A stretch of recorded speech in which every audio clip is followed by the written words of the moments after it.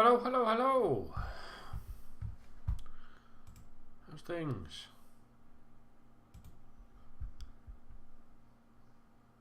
Oh yeah. I'm significantly wider awake than I was yesterday. Right. There we go. It's a little bit on the loud side. So what's the haps? What have you been doing? Let's just scroll that up so we don't need to see any viewer count again, because that would be crazy. Oh. So, all of the progress that I made yesterday is gone. What I need to do is I need to go in, I need to go and look at the Turtle Beach poster. Or Turtle's Paradise, not Turtle Beach. Excuse me. There we go. Because I forgot to get it the first time I was here. Because I was too worried about the fact that I'd progressed the storyline.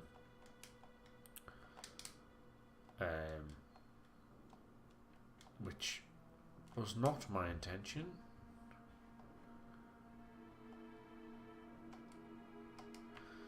Okay, so there's Turtle's Paradise flyer number 3. And then we leave. For some reason, I cannot get the over 5,000 point reward from Speed Square. It does not compute. I don't know why. It's really fucking annoying. Because the parasol is a really, really powerful weapon for her. For Aerith, but it just, for some reason, it won't play ball.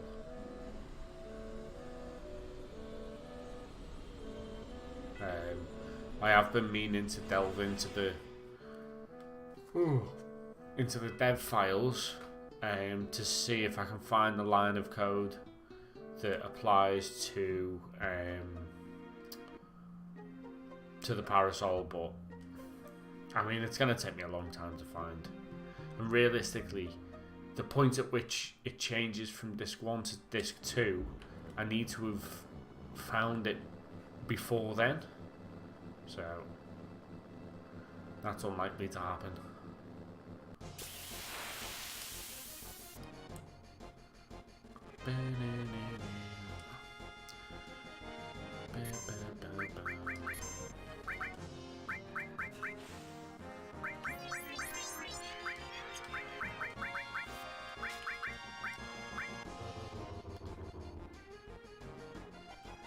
Miss me with that death shit, bitch.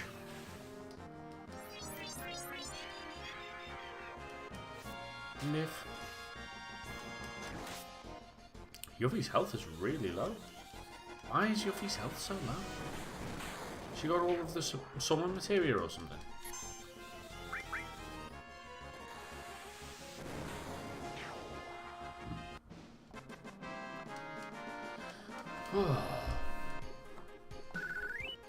I need to get back to having a long-range weapon for Barret. It's starting to piss me off. He's had atomic scissors since Midgar.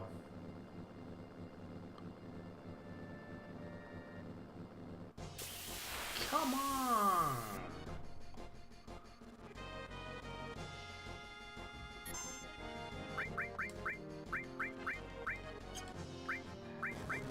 Take Aqualung, bitch.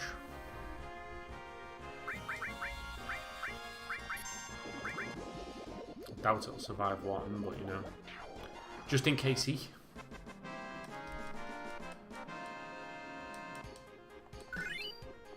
Something leveled up, but I wasn't paying attention.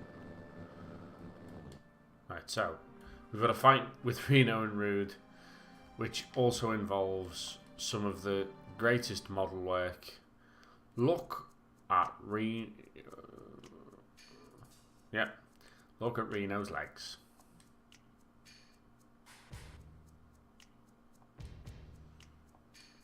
That is some broken modelling. Anyone who's in my Discord will have seen that yesterday. What's even better is when he walks over to you. So funny.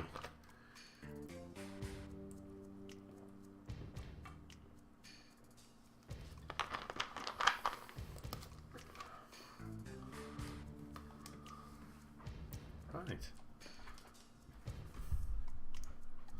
Go on, Elena, you tell them.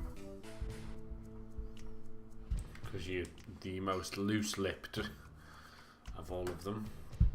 I've just realised I ain't even at the right part of the walkthrough. Whoa! Hey! Wow!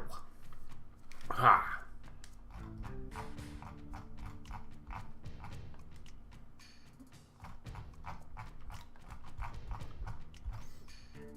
Come on. Reno!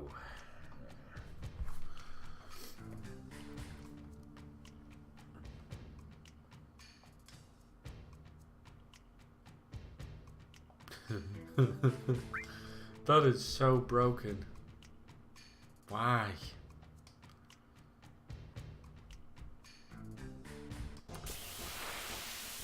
Oh, right.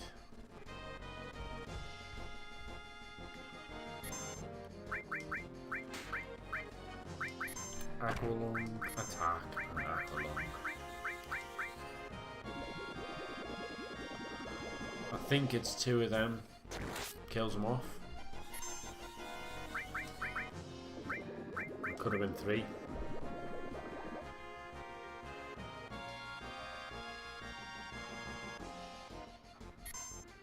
It's a testament to the fact that I am far too strong.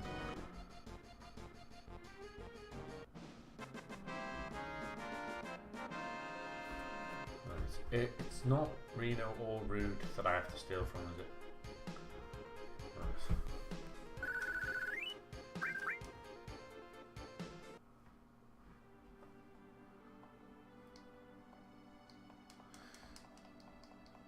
It's because we've got a spy. And anybody who's played the game before knows who the spy is. Right. So we need to go and get the Titan materia.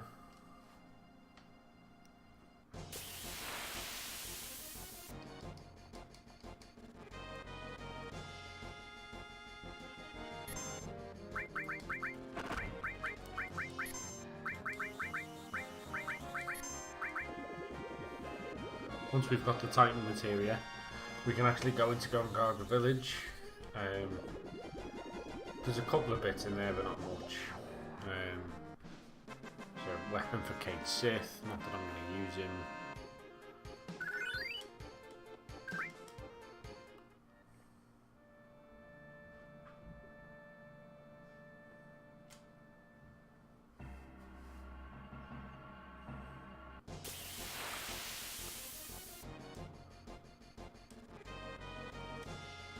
Kill it with fire.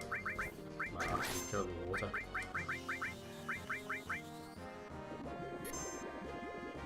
I mean, it eats through my MP, it really does. Like, constantly using Aqualung or Beta, but it's worth it. It just makes fights so short. And fly through the XP. I think she does have all the summon materia on her. That would explain why.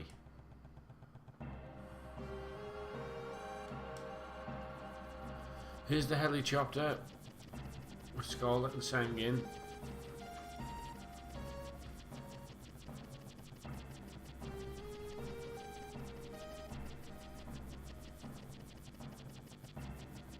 How can she not see him?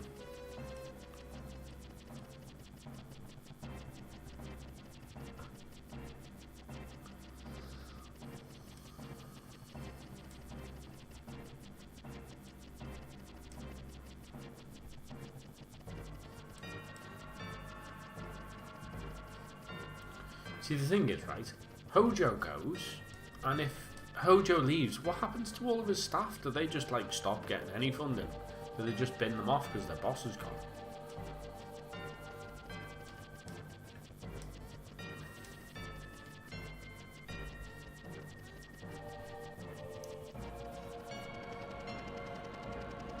Because that seems like a really bad way to run the company.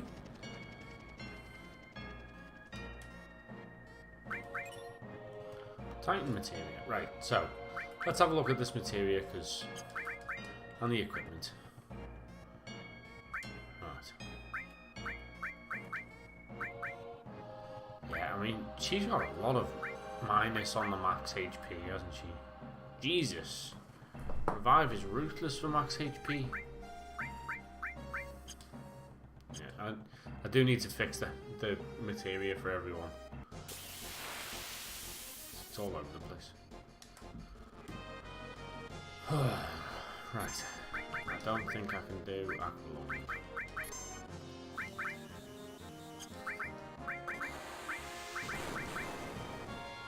Which doesn't have anywhere near the same effect. Ouch. Get my legs back in.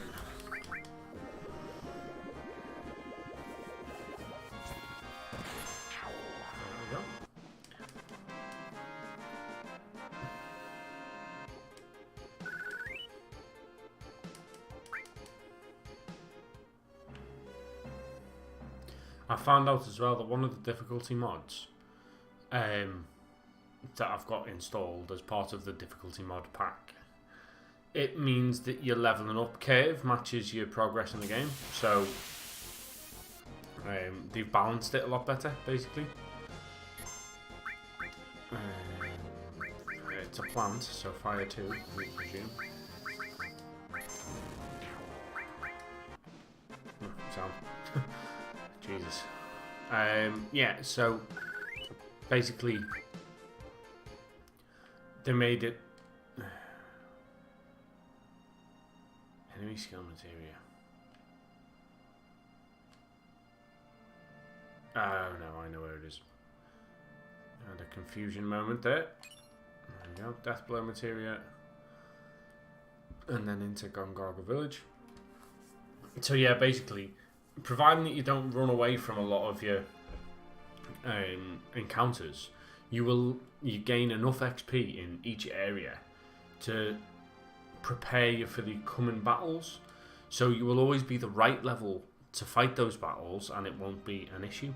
Now, the problem with me is that in certain areas I've been running around trying to steal an item, or trying to get choco buckles, stuff like that, right?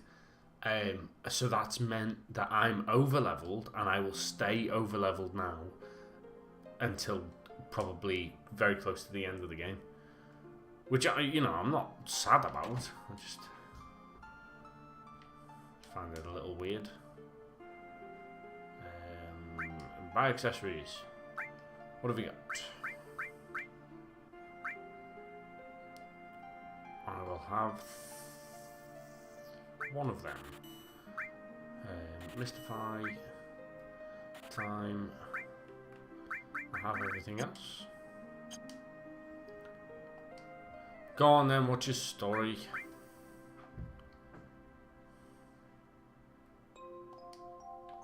Seems fair. Not really a story though, is it? You don't know what a story is.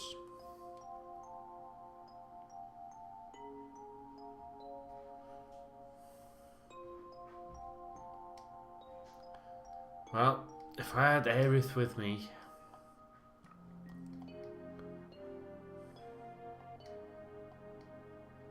I probably should have had Aerith with me because it's an interesting scene. You do know something about Zack Cloud because you're wearing his clothes.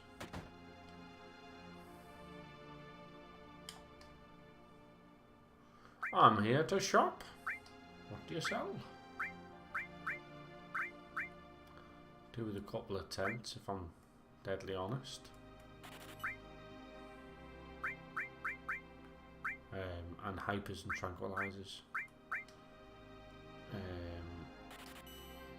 5, 6, because I have 3 people in my team, and another 6 of these. That'll cover me for shit. Go on, what's your story? Sorry, I didn't realise I was walking out on you. Wow, they are not stories.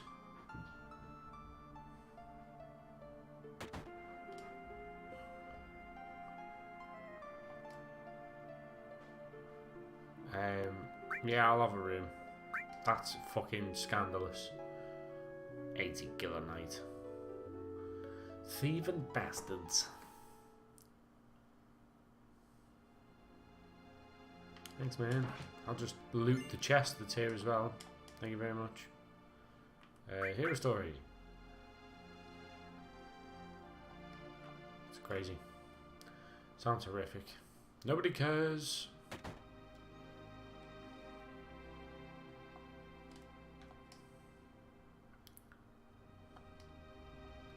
Wow, I didn't even ask him for story. He still gave it me.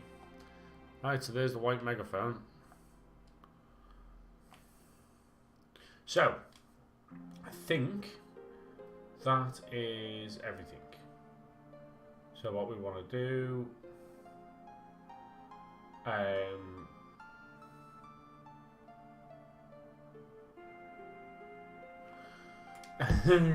Did you know that the frog enemies in this game were called touch me's?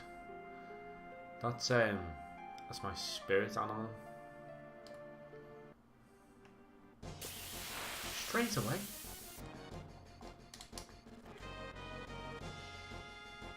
Frog. Can someone manipulate it?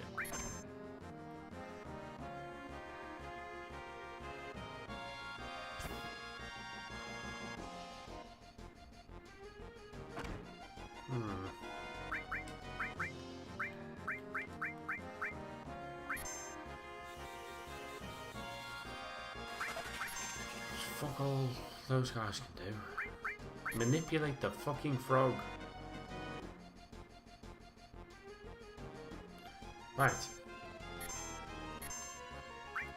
Frog song on. Yuffie.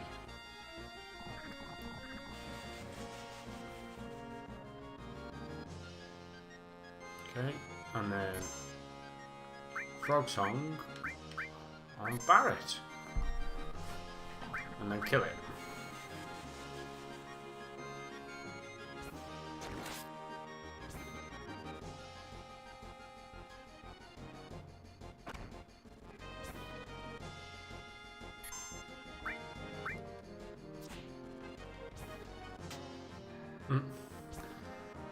This is the weirdest screenshot.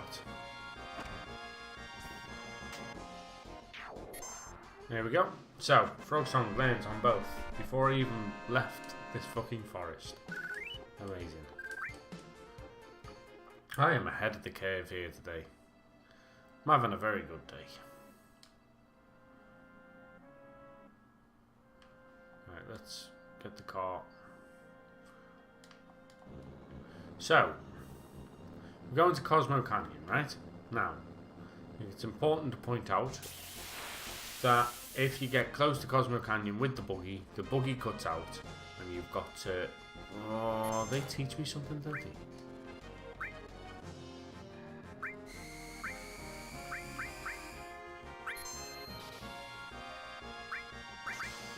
Sure they teach me something? Could be wildly wrong, but... Damn it. Yeah, so it's important to point out that if you get close to Cosmo Canyon with the buggy conks out and you have to get it fixed. But there's a Fort Condor battle coming up that we don't want to miss. So what we do is we park it here and we run the rest of the way, so that we can do the Fort Condor note just after we've been into Cosmo Canyon. Because again, it's one of those ones that's got a really small window for us to do it.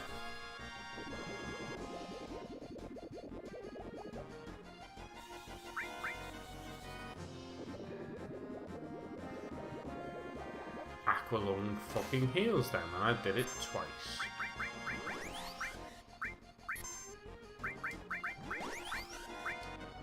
That was annoying. I mean, they are essentially turtles. Why did I use a water attack on them?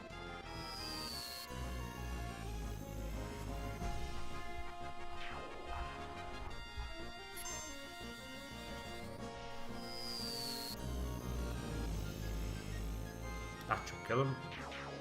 Sweet. Progress made.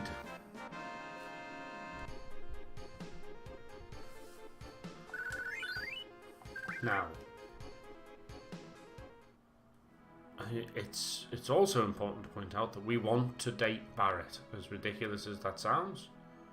And there's a point in here where we can do the same thing to him over and over again, which has an effect on his affinity to us. And we can repeat it over and over again to give him 100 of affinity with us.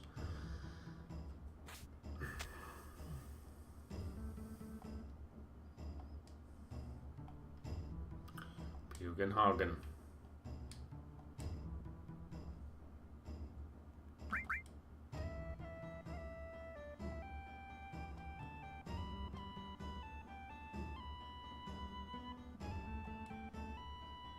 Cosmo Canyon is not full.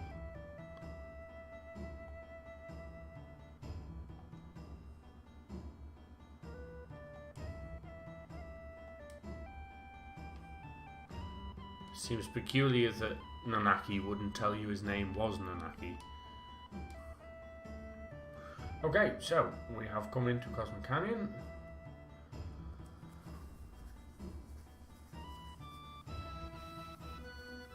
Right, so if you want to date Barret and had him in your party when you enter Cosmo Canyon, there's a trick to infinitely boost his affection value towards Cloud.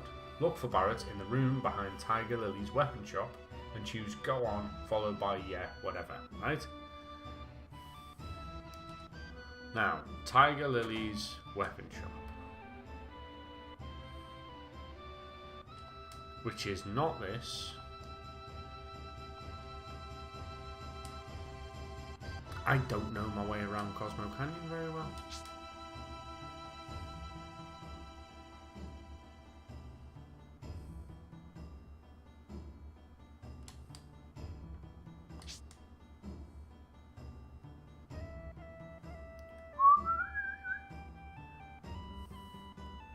It's a fucking good song, this as well.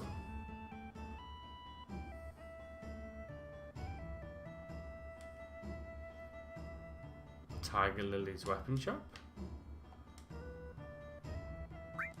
General store. Ooh. Although it sells ether, which is unusual.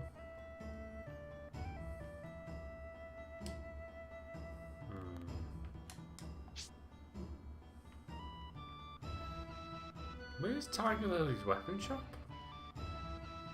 Why don't I know the answer to this question?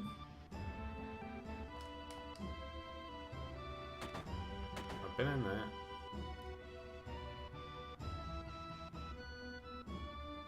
Pretty sure that says weapon shop. Alright, Nanaki lad. Here is where I was.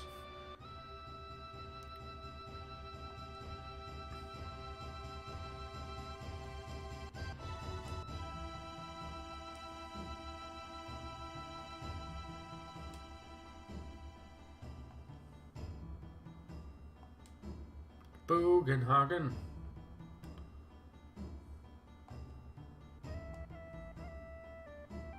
Right. So, let's do this Barret thing before we do anything else. That looks mysteriously like a mass immune.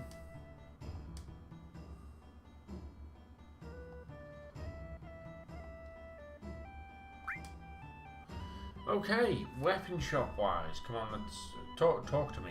Right, so,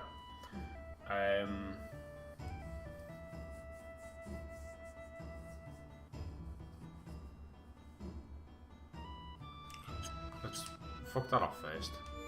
Right, let's save before we do this, because this is quite an important save.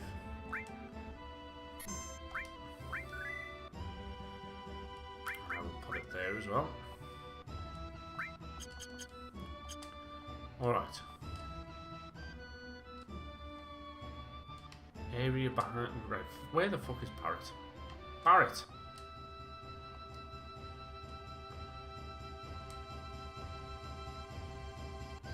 Yes. Now this story is true. Zeke, my favourite type of cheese, is the most basic of all cheeses. Actually, no, it's not. It's mozzarella.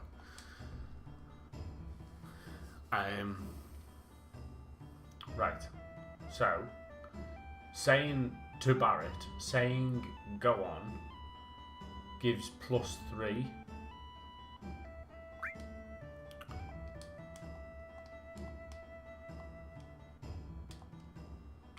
Yeah, whatever, right?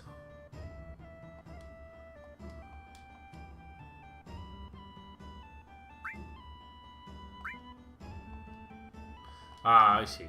Right, so I've done it once, right? Where's me pen thing? God damn it. Pencil. Feta. Really? Basically, in order to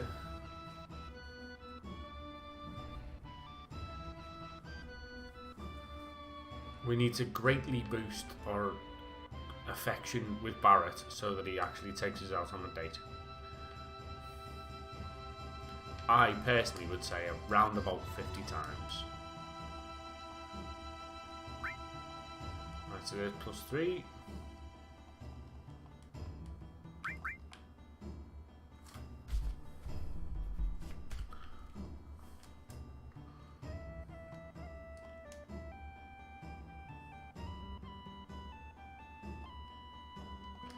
Got to presume that prior to this it was 0 and we need to get it to 100.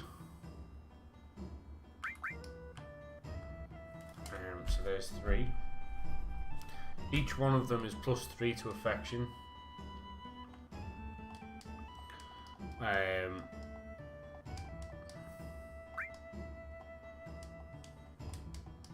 think I need to change the fucking text speed though.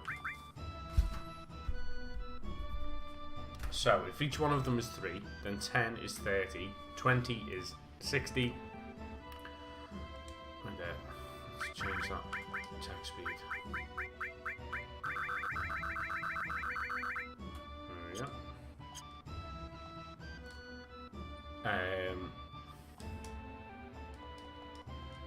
Yes. That's what we needed. So there's 5. So yeah, so 10 is 30, 20 is 60, 30 is 90, so 40.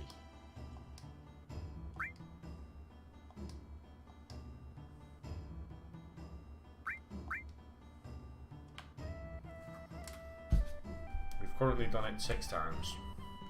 So we've got a while to go. But once we've done this, this guarantees that when we go on the date, Barrett will come with us.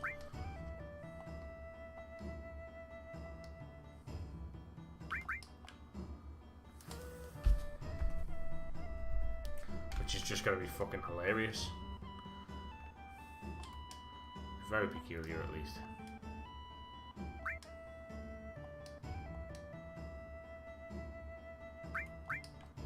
You know what? I want dynamic weapons for Barrett. I wonder how they're going to do it in the remake.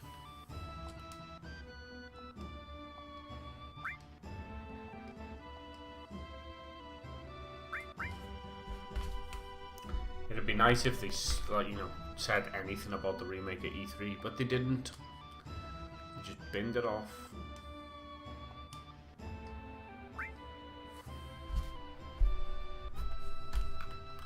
Right. So there's 10. Another 30 to go.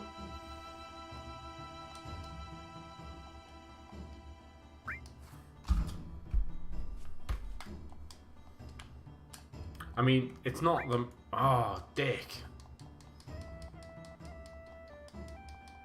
Well, that was stupid.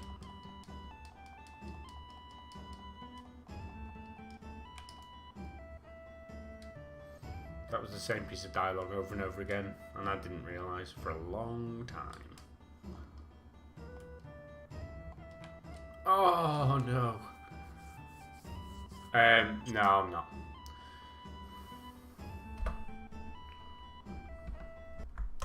I have done fucked up. That was well annoying.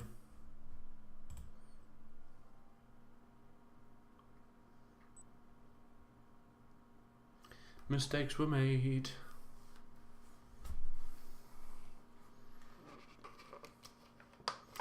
Now the infighting and whatnot was starting to piss me off. Everyone was dead angry about it.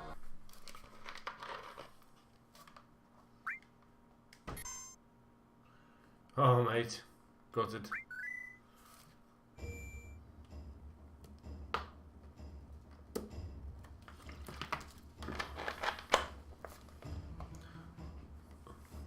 So if you don't jump out of the conversation, that's it then, you can't do it again. So we just did it 11 times and then fucked it up.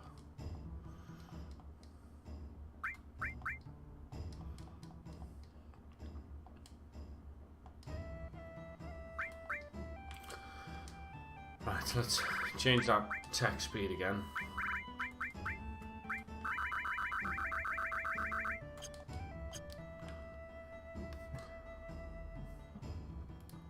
One.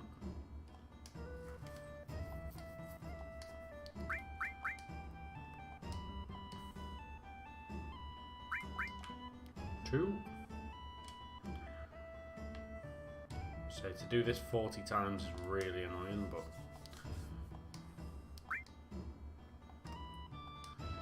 3.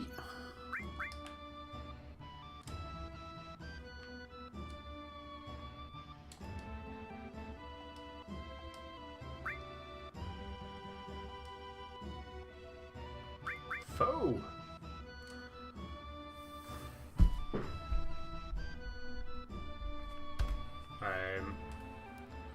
Yeah, I can't see you winning anything with that, mate. Japan's pretty bad. The thing is, man, like, I've now got no games to look forward to at the moment. Because I can't guarantee that Gen 8 is going to be any good. Which means that I've bought a Switch for the kids, which is not why I wanted to buy it.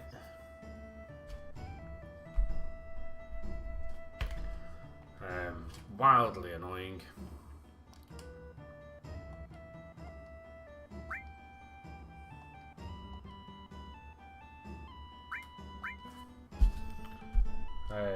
Because Smash to me is just another fighting game. It's just Nintendo themed.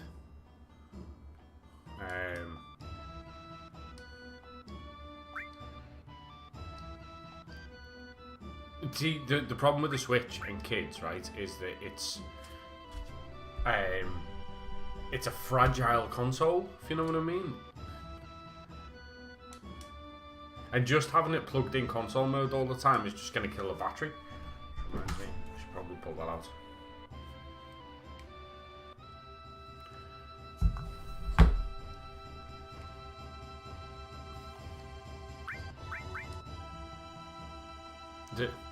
But no, it's not a console for kids. Like, in terms of its ability to get broken. With it just being a tablet. And, like, kids break tablets regularly. Breaking the screen on the Switch, yeah, it'd just be super annoying.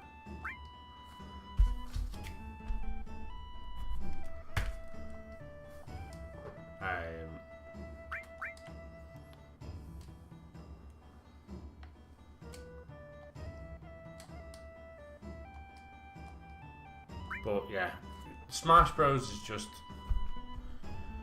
well, yeah, it is what it is, isn't it? It's just not a game that it may have been a game that I was into, like when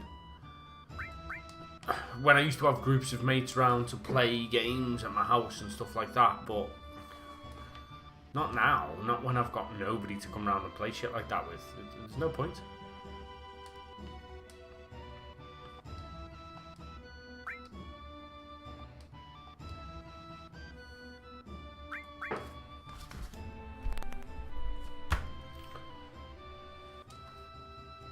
Because the one player mode that was missing from the last Smash, have they even put that back in?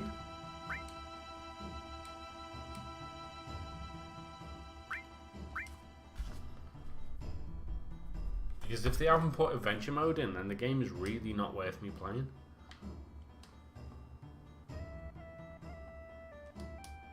Yeah, but think of how unbalanced that game's going to be now that they've put all those old characters in.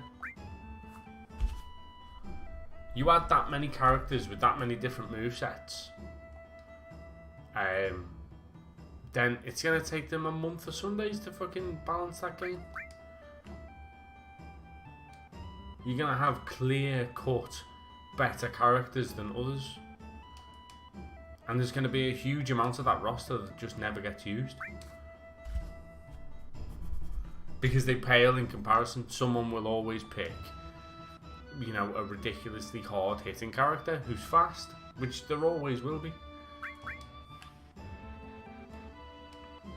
You can't balance a game when you've got that many. You only have to look at games like Tekken and Mortal Kombat that couldn't do it. And they've been making fighting games for a hell of a lot longer than Nintendo have.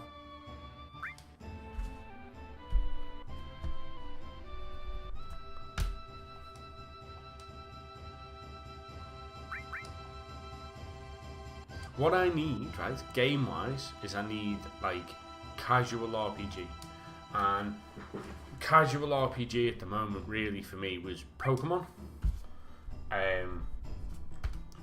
But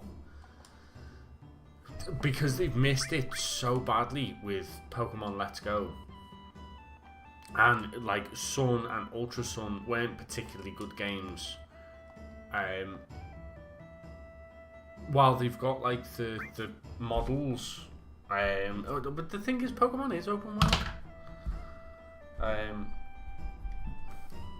Just in the same way that this is, it's not like Elder Scrolls and all that shit.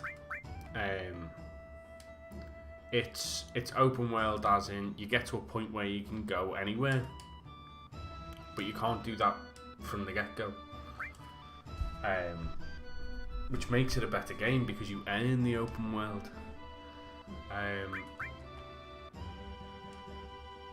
But yeah, what I need is a casual RPG like Pokemon.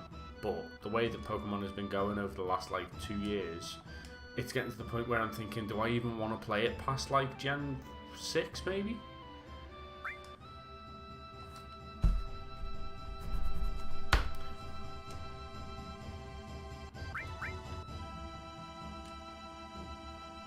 I certainly don't want some all regions Pokemon game that can go suck a dick.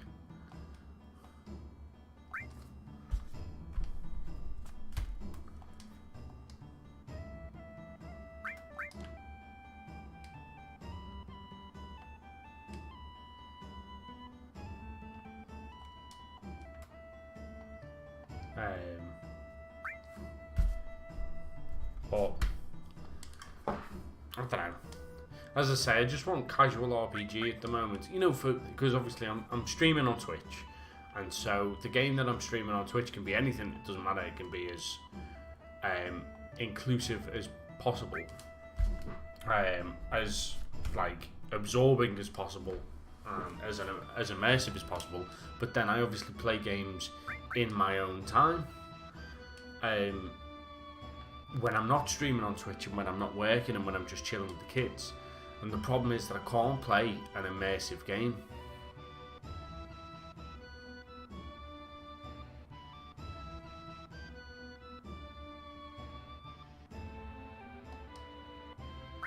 I don't know whether actual quests would work with the Pokemon franchise.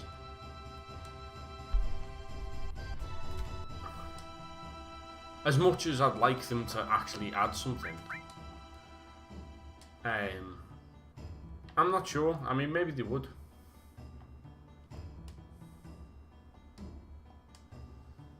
But I think taking more of an RPG approach like that, like a proper RPG approach, would make the game less. Because at the moment, Pokemon franchises, it's dead easy to put that game down and pick it up weeks later and not spend hours trying to work out where you were and what you were doing.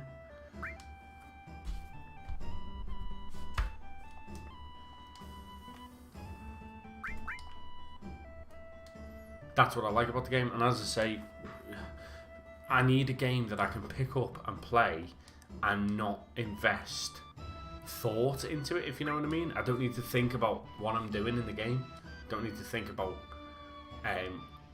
what I was doing last time I was playing it and what I was aiming for or anything like that, because I've got like kids running around the house screaming, or you know, I'm halfway through doing a job around the house or something like that, and I'm literally just taking a minute to sit down and have a brew and play a game. And that's why I need a casual RPG.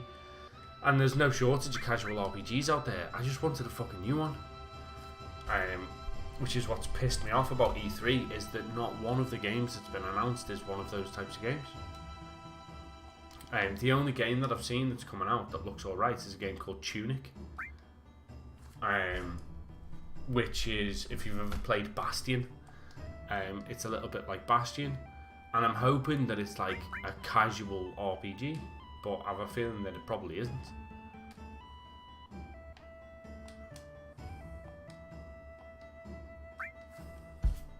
Ooh, we only need to do it another 10 times. I should definitely go and save before... Nah, fuck it. I'll be fine.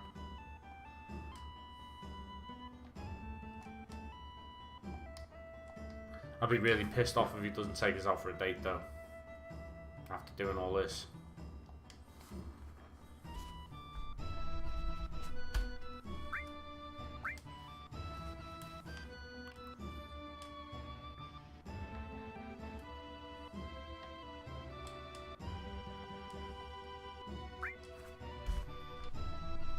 But yeah,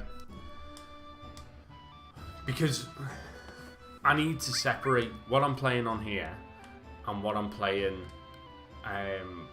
in my spare time, because if I don't, then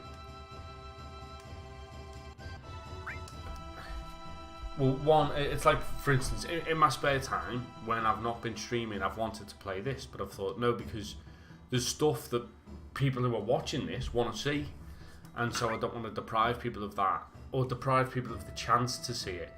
It's different me streaming it and people not joining in the stream, and so they're missing it that way, because then they can watch the video if they want.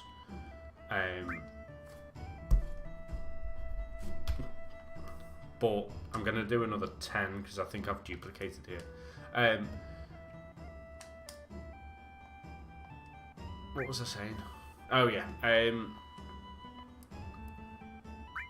But then I'm sitting here and I'm thinking, I want to play a game, but I'm not playing any games, if you know what I mean.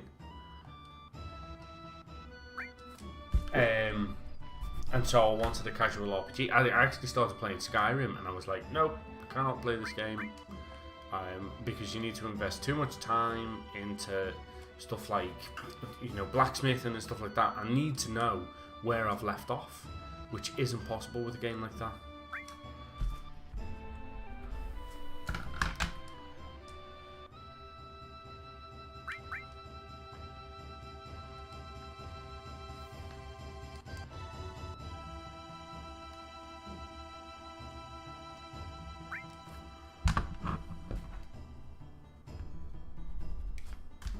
I mean, it could turn out, right, that Pokemon Let's Go, Pikachu and Eevee are actually good games, and that I'm just judging them harshly because they've got Pokemon Go mechanics in them. But they could actually be decent remakes of the Kanto games. It's the Kanto games.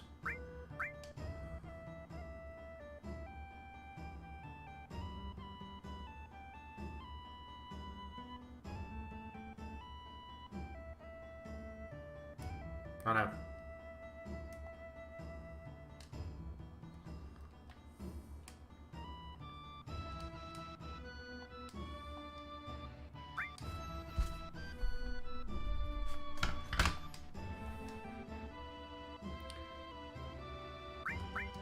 I mean, the thing is, you've literally got the entire 151 for Pokemon Let's Go, Pikachu and Eevee already.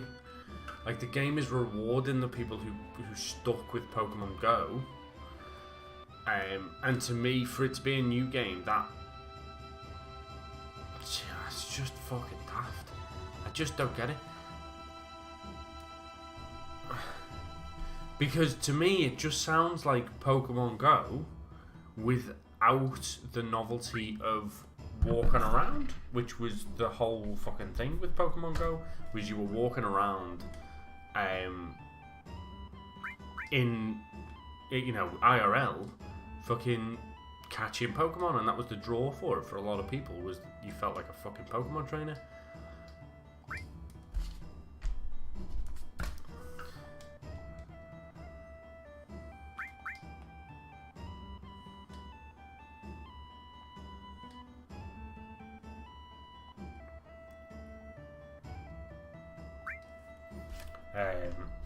But yeah, so a load of people were butthurt because they didn't get Animal Crossing.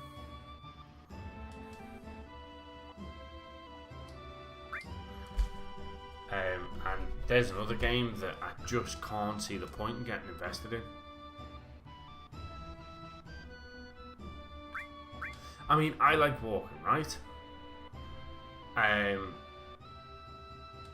But the thing with Pokemon Go was that it came to a point where I was thinking, I'm going to have to put money in to keep up with the amount of Pokeballs I was making.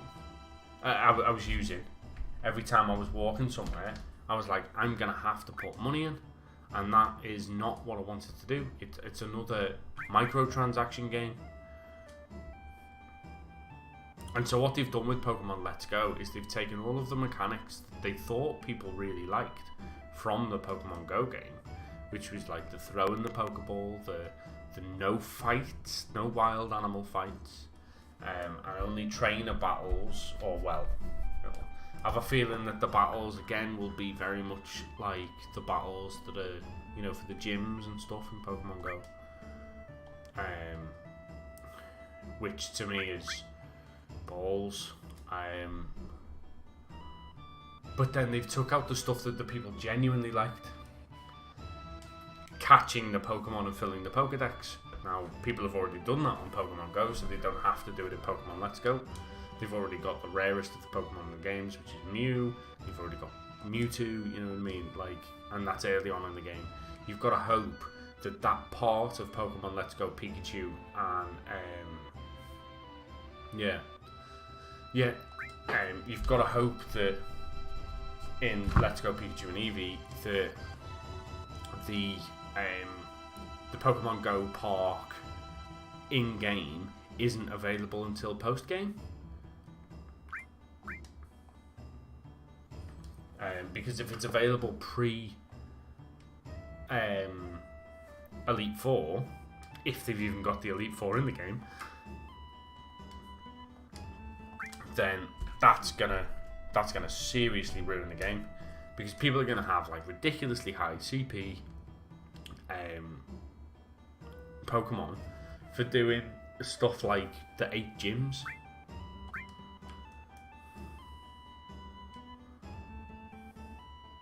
Well, that's the thing. That's what I mean. It's like you've got people who've got like serious amounts of like rare Pokemon.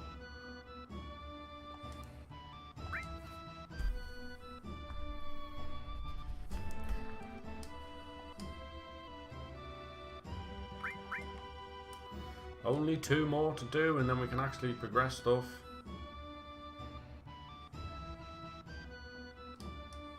True, but you will be a rarity in that respect, and the game's gonna have no trading.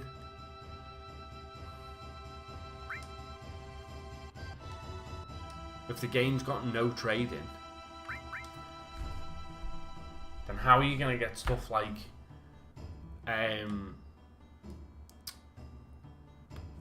well, any of the traded Pokemon? How are you gonna get them?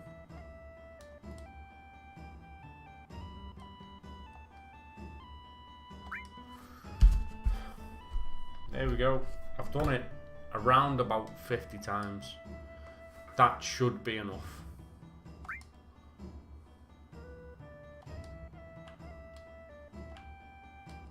Let's save, because that was fucking ruthless.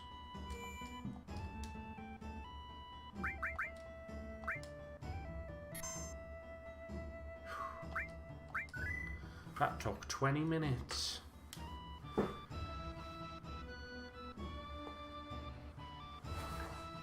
Well, see, this is the question, right? Do you make 2 games because you can take your character to other people's games, right? Which is the only thing that I can think of at the moment. See, it's local multiplayer only, which means that you can't battle unless somebody joins your game. That person can only join your game by playing with one of the Joy-Cons or 2 Joy-Cons connected to the one Switch. So how do you load your profile in?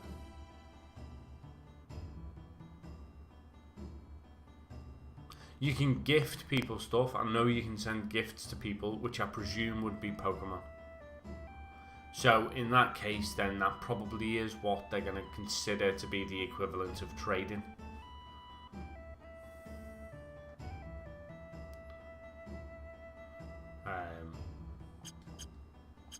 They have to iron out that shit. Because a Pokemon game needs to be able to fight each other. Like peer-to-peer battles and peer-to-peer trading are absolute staples of Pokemon, and Pokemon Go has done neither, which makes me think the Pokemon Let's Go is going to do the exact same. You're right, Rick, man. Rick, you've just missed it. I've just done the same piece of dialogue with Barrett 50 times to ensure that he takes me on a date when we go to the Golden Saucer again.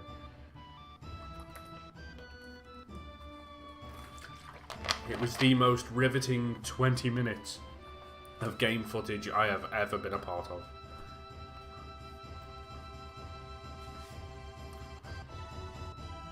Alright, let's buy all this shit.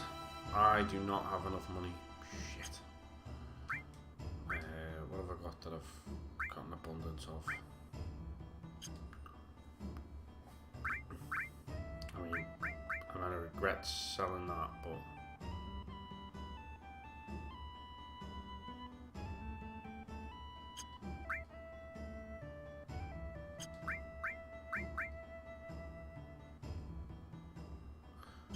Wow, Turbo Ether only goes for 1 gil. That's ridiculous.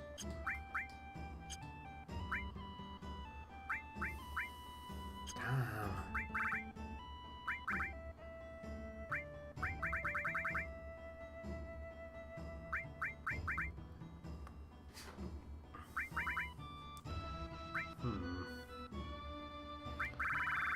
I've got nothing to sell.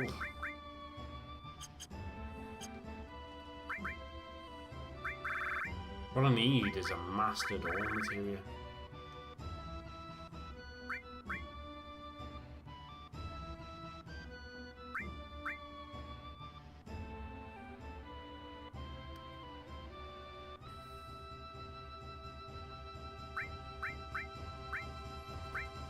Is that the amount of gil?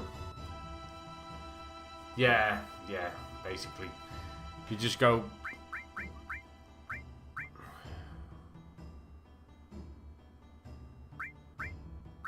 Right, the price through AP, I presume, is what they're going to pay me for it. So they pay you for the AP that you've put into it. See, I've got 2 transform materia, and transform is a shit materia.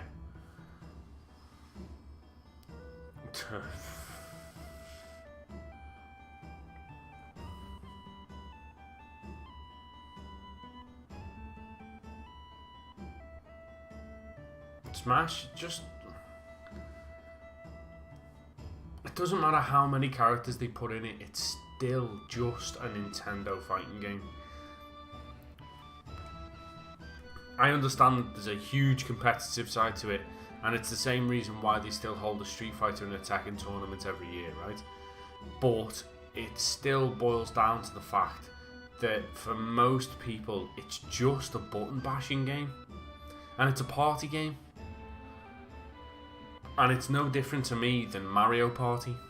It's a game that I have zero interest in because I'm very rarely in a position where I can fully enjoy that game. It's like local multiplayer games. There's no point in me buying local multiplayer games because of the rarity that I'll get to actually play them. Stuff like Gang Beasts and Crawl, games like that where they rely solely on local multiplayer, and to play them single player is either boring or impossible. Right, I'm not going to sell materia. I'll be back to buy weapons off her shortly. Right, so explore the inn first. I didn't see an inn.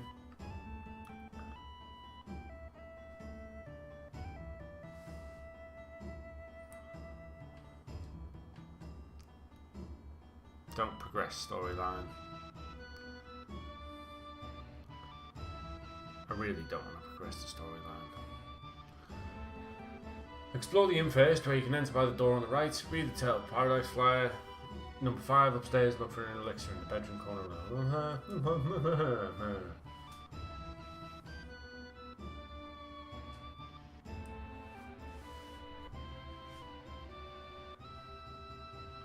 There is a fucking one.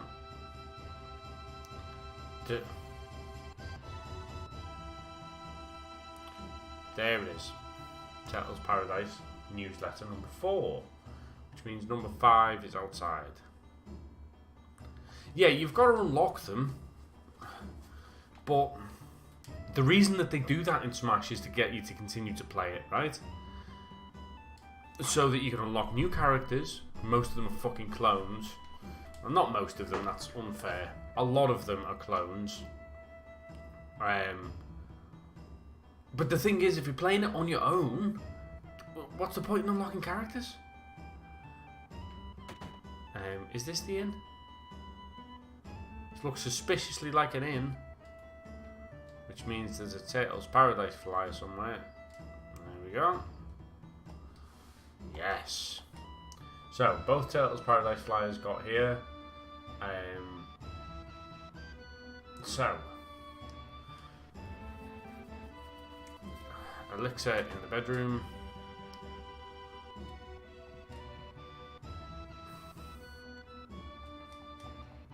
Is it in the fridge? Elixir. Okay.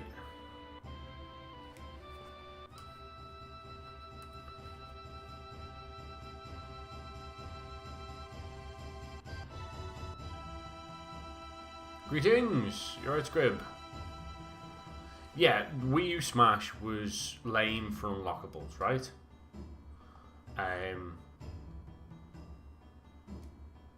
that to me made even less sense than having a lot of unlockables, yeah? Because you want to get playability out of that game, but they've added that to put in single player playability. But I don't see the point. Exactly, Scrib. I want a decent campaign. I want, not just adventure mode. Like, it has to actually be, and it can't just be a fighting game campaign where it's like, okay, now you're fighting this person. Because I wanted to do that. I play Sega Mortal Kombat.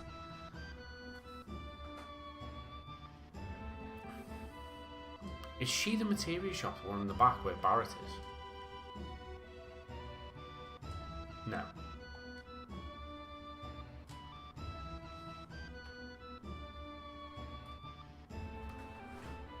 Because as it stands at the moment, right, the Nintendo Switch does not have an official headset. And most of the headsets don't fit it, or don't connect to its Bluetooth properly, right? It's having real trouble with Bluetooth connectivity for headsets. You can get ones that plug in, and that seems fair, but in order to play an online multiplayer game with friends, ideally you want to be able to talk to them. If they're not offering decent support for that, then that's a problem.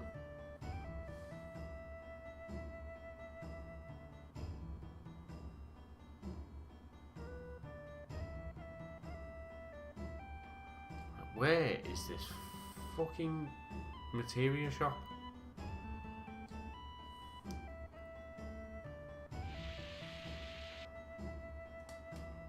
Hey.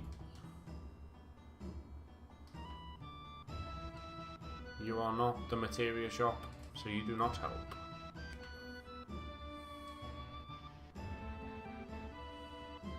You're right, Yuff.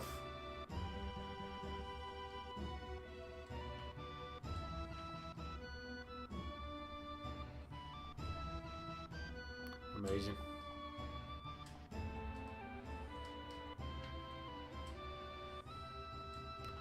That is the materia shop, isn't it? Is it because I've got hair with me?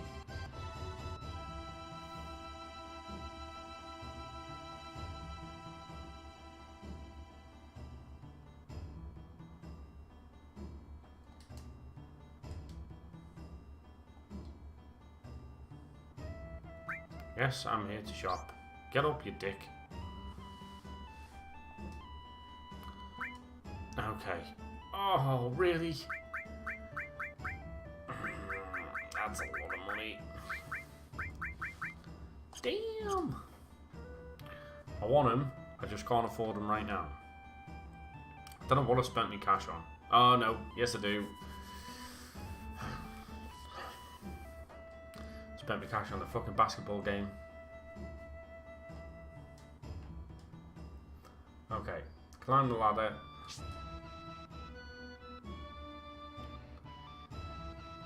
And meet Bugenhagen, who's 129 years old.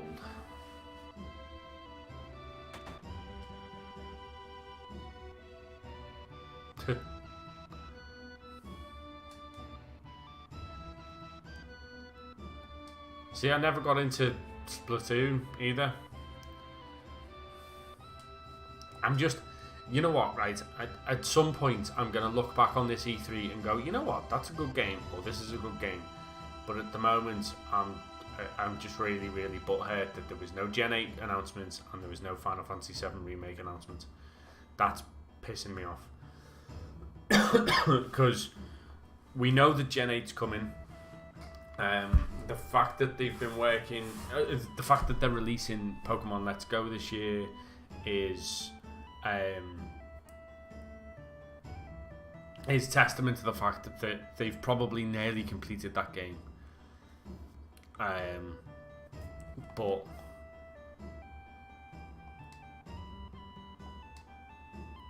and with Final Fantasy 7 Remake, it got announced 2 years ago.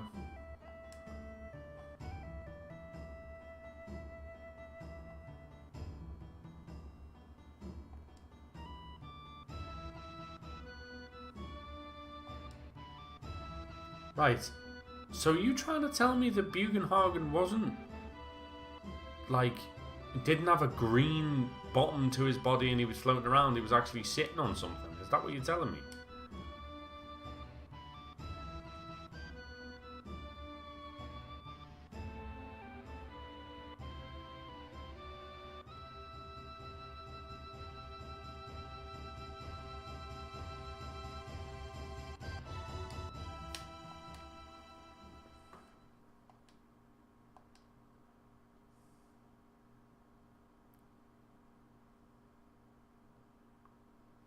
I don't know, you know, like, well, see, that's also, I don't know whether that's a blessing or a curse, right, with Gen 8, because if they haven't, Pokken tournaments, again, it's just a Pokemon exclusive Smash game. It's Pokemon Tekken. It's just wank. And it's not, there's no skill in Pokken tournaments at all. It's just button bashing. Right, so that's the cries of the planet.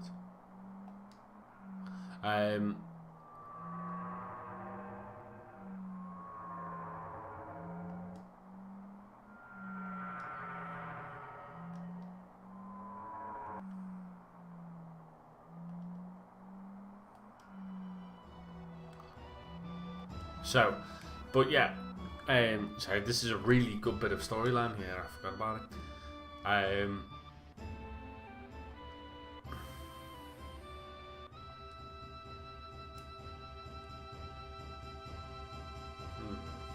can't remember who it is who comes in now.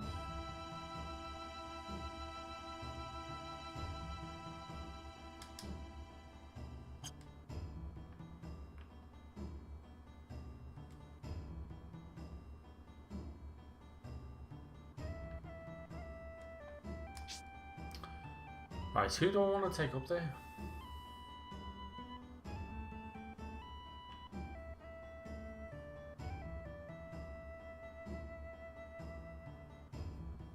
Right, so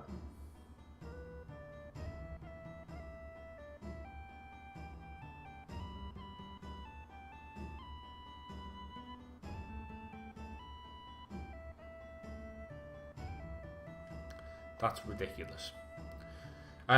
Anyway, moving swiftly on. Yeah, when it comes to, I just completely lost my train of thought because there's a small time window for me to do a Fort Condor battle now. What was I moaning about? Switch. That's what I was moaning about.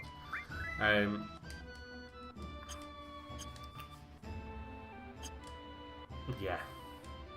There's just... With them not announcing Gen 8, hopefully that means that they haven't started developing it, or what they have started to develop is in like a really early stage, which means that they're not rushing the game, which means that when it comes out it'll be good, right? Why aren't they there?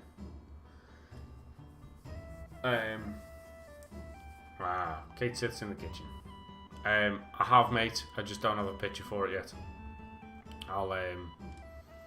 I'm off work tomorrow, so get like Brandon or someone to take a photo. And with the Final Fantasy VII remake, like, we know that they're at the very least they've managed to get to the end of the second Mako reactor, because there was a leaked picture recently of it was a desktop of someone who worked for Square, and their screensaver or their wallpaper for the get in the fucking room. Go and invite your friends. Where is the kitchen?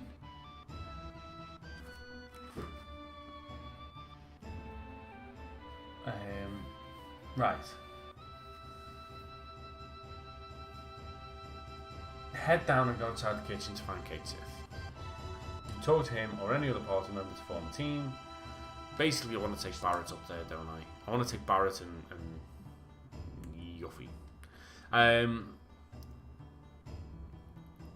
Yeah, actually, I've got to take Jamie. Well, Carly's going to her mum and dad's, so I've got to take the kids to school. Jamie's got an optician's appointment midday. Fucking busy day.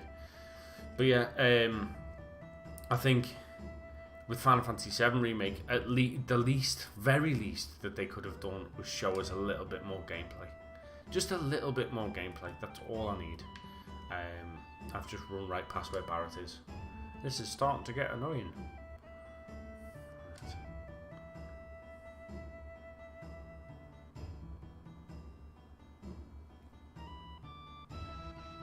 No. I didn't know there was a portrait of him.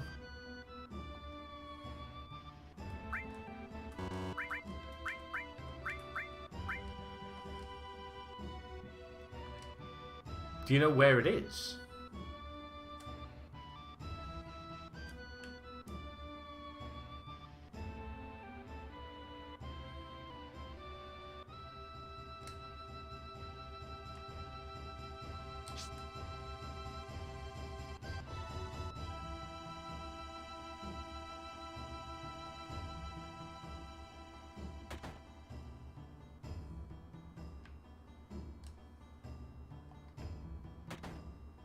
Okay.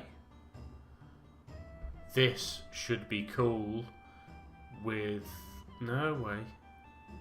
Yeah, this should be really cool with the enhanced graphics. I just want to know why Bugenhagen... I never thought that he was like sitting on some sort of floating item. I always thought that was the bottom half of his body and he was in some way able to float.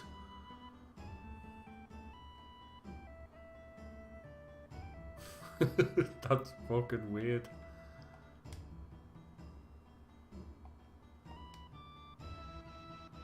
Like, this has the potential to look really cool or completely unupdated.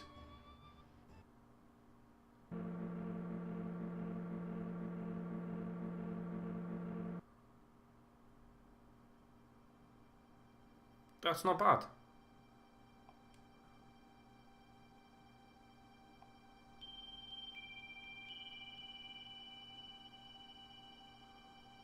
Sitting on the largest piece of green materia of all time.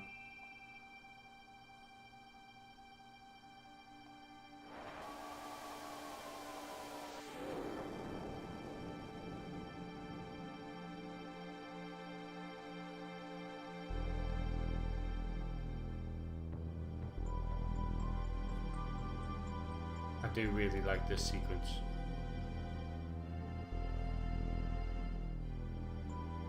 Although there was no way that his roof was that big. Like, look how far away he is now.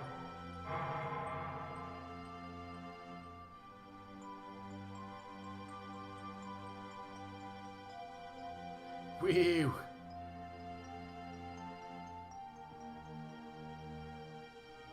I can imagine.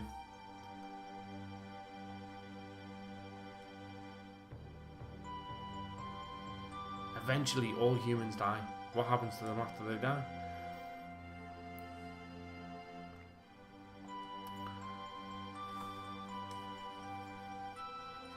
See, it's very much a almost a like an Indian way of looking at it, like the whole reincarnation thing, and Final Fantasy in general does that, doesn't it?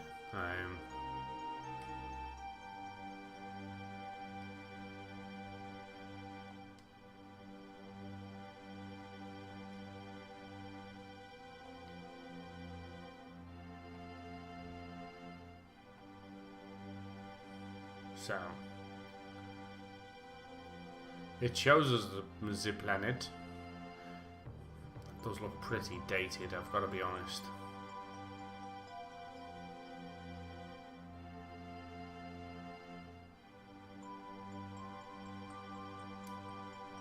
Death.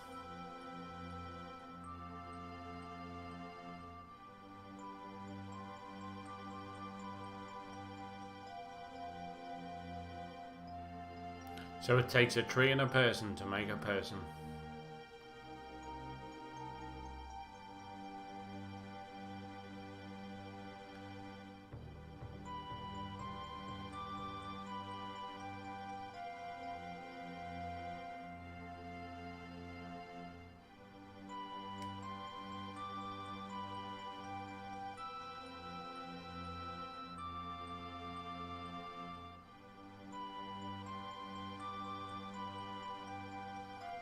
Well, then the planet dies, doesn't it?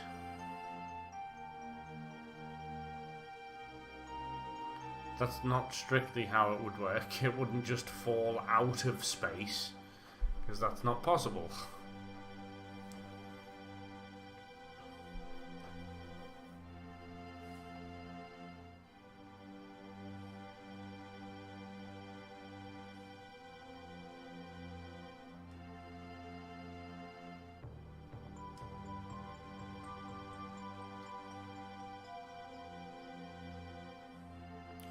Basically, what they're telling you... no, you put it on Facebook. I did see it, Zeke. It's ridiculous. So basically, this is the pinnacle of why Barrett was so pissed off at the start of the game, right? For people who haven't played this game, I know Rick has, obviously, but Zeke and Scrib, you haven't. Shinra, the big corporation that we're fighting against, they use Mako to create... basically to power electrical grids for the planet, and that would all be well and good, but as has just been revealed to us now, Mako energy is actually the souls of dead people, and though that Mako energy is actually the spirit energy, and that is what, when somebody's born, they are given a soul from the life stream, the spirit energy, and so what Shinra is doing is they're slowly depleting what could be called the Well of Souls, and that's why they're so evil. And to extract all of the Mako is to destroy the planet, because the planet thrives and lives off it. Pretty deep shit.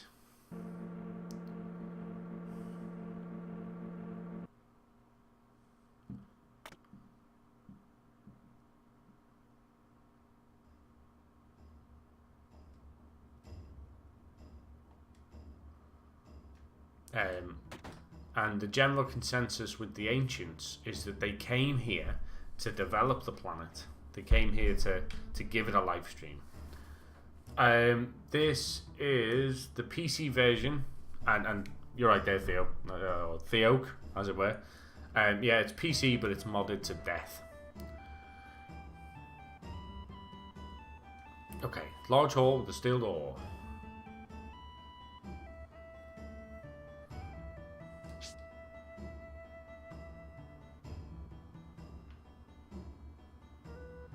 I don't know whether he's already here or whether no, I need to speak to him again. God damn it. But yeah, that's how. That basically the premise of the game is one, you're fighting against an omnipotent evil, which is Sephiroth. Right.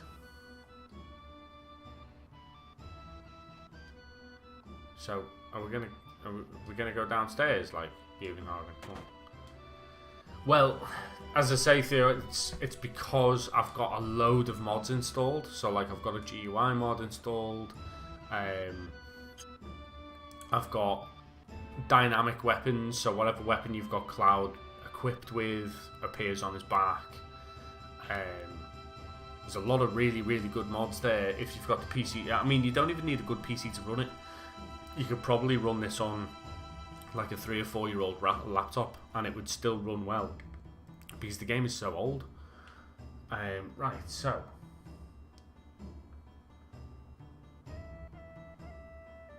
turn to the campfire and speak to everyone. That's what I'm not doing. Also, Theo, I mean, if you're a fan of the game, so this is, it's made by a number of people. I've had one of the mod makers in the stream before now, in the chat. But if you search FF7 PC and then 7th Heaven, I'll tell you what, I'll link it in the chat. Give us a minute. And while we're waiting, let's put a little bit of music on. Right.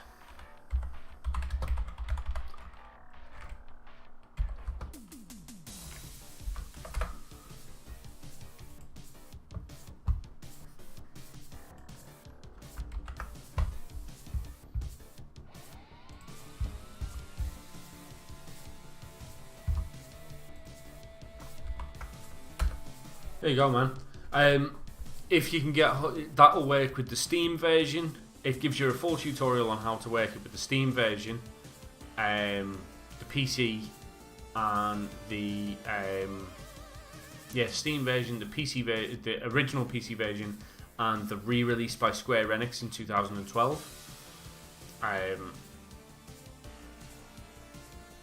Yeah, like, I mean, I think, how old was I in '98?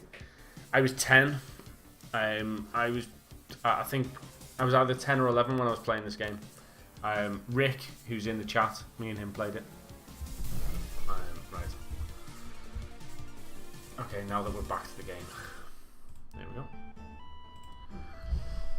Right. But, like, it really, like, these mods, because one of them is a difficulty and story mod, and so it adds little bits of storyline, it fixes some of the dialogue and stuff. It really breathes life into the game. It sort of makes you want to play it. It gives you that sense of discovery that you got when you first played it, you know, even a little bit. Not completely, obviously. Right. Go on, take your rightful place, you two. I'll go around that side, because that appears to be where it should stand. Nope. Talk to all. Wow.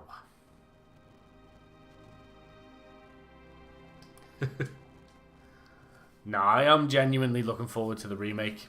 They're not going to get it right. They're not going to include a lot of the things that I'd really like them to include. But I am still looking forward to it. Because I'll always still have the original. And the remake has the potential to be absolutely terrible, and it'll push me back to the original, or be really good, and I'll still play the original if I want that sort of nostalgic feel, but I'll play the remake because it includes everything that I want. Ooh. The problem with the remake is that at the moment it's just not getting anywhere near as much work as it should be. I love how he sits down next to Aerith and Tifa. I mean, yeah. When it gave me the option to name her, it gave me the option of Aerith, and I don't change names.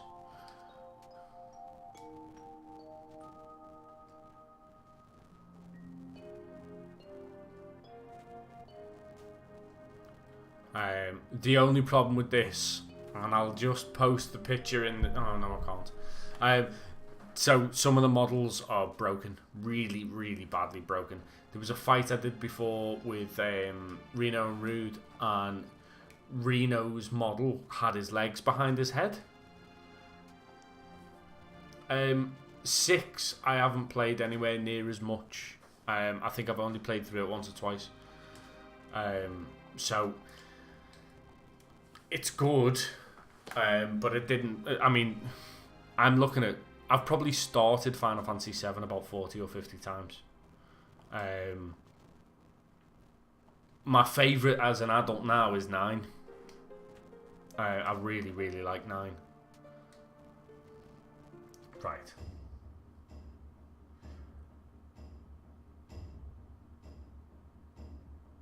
Oh, yeah, I didn't speak to Red 13. I've spoken to everyone. Now I'll speak to Red 13. There we go. Go on. Tell the story about your dad running off. We all know it's bullshit.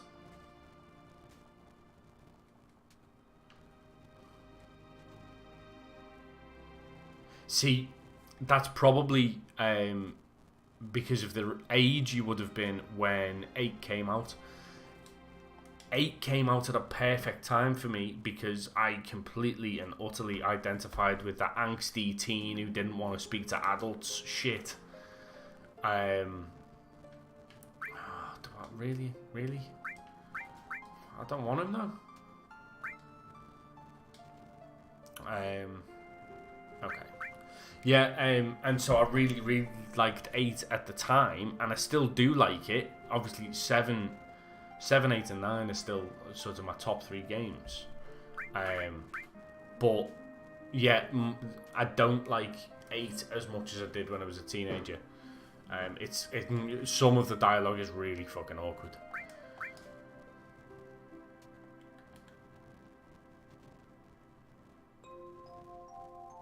Yeah.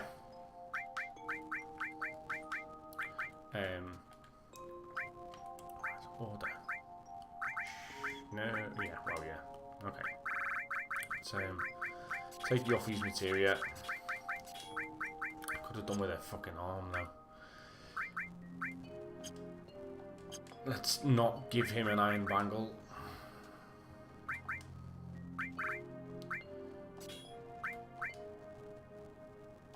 Right. So, what do we want to give you? Let's tell you that.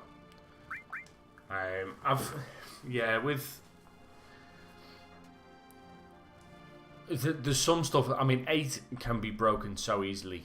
The fact that you can play pretty much the entire game without leveling up is broken, and because the enemies level up with you, and because you can turn enemies into cards, and you can draw from enemies, it means that you can be ridiculously hard at the very start of the game without leveling up.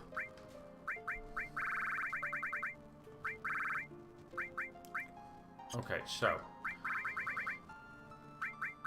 let's give him some Titan, Ramu, and Ifrit. Still keeps him over 1,000. We'll give him all and Poisson. Oh no, Earth. And then give him the enemy skill and revive. Yeah, that's probably a good combo. And it still gives him over 1,000 health, which is a bonus. Because we're going to go over to that metal door now, but we're not actually going to go in because there's a Fort Condor fight now that we've only got this small period of time to go and do.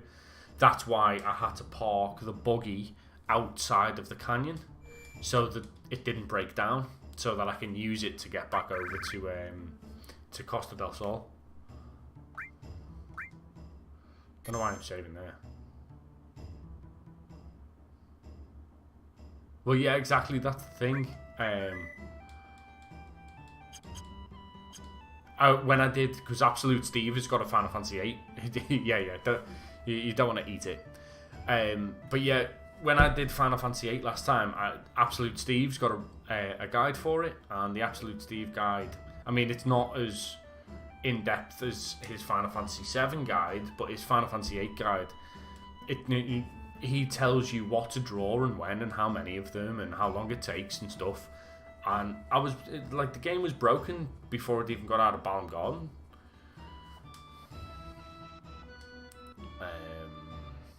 Right. Yeah. So he's gonna open the door, but we're not gonna go down there.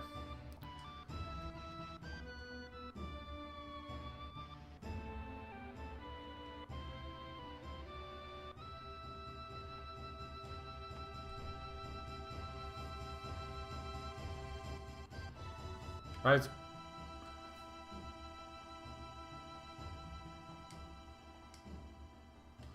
Okay, so all the way back to Fort Condor. I don't know how people found this shit out.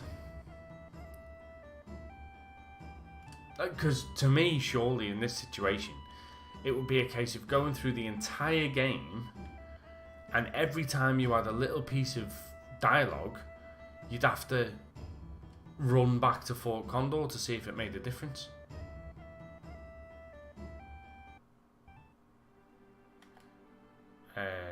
This way. So yeah, because I didn't drive the buggy into the canyon, it didn't break down, and I can still use it to get over the rivers between here and Costa del Sol, which will mean that I can get back to Gidnon and by proxy Fort Condor.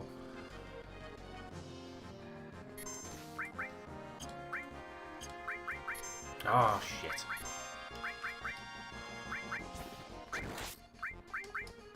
Oh, they're penguins. Why did I use Aqualung? No, it's alright.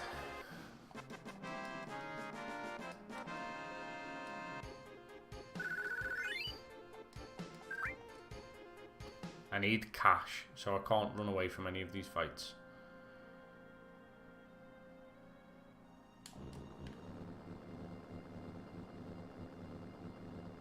What I could do with is something that I could steal ethers from. I really should have stole all those ethers at the start of the game.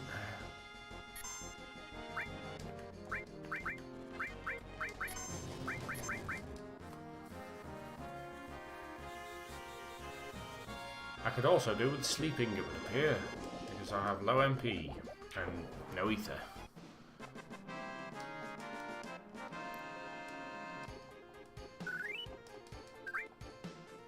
I need a buttload of, because I need like 8,000 per plus materia, so there's 16,000 off the get-go. Then I need probably between 16,000 and 20,000 for the for all of the weapons.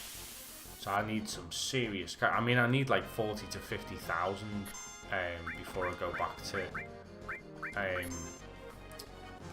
what's it called? Before I go back to Cosmo Canyon.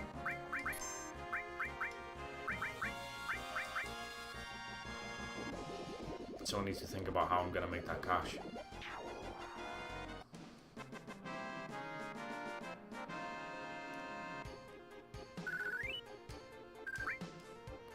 There is an enemy that I can steal atomic scissors from, which might be worth it, as daft as that sounds. Oh yeah, I can drive all the way over this now, can't I? Here's me going around it.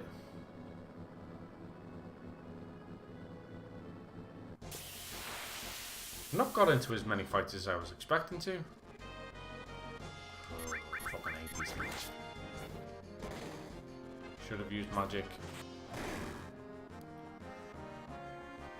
Balls.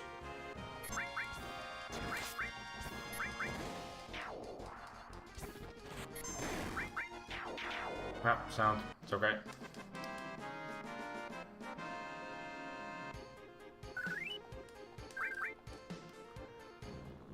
The skin on Red makes him look like a fucking Charmander ripoff.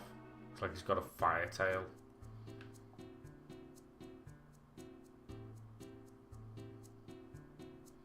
Do do do. Ba ba ba.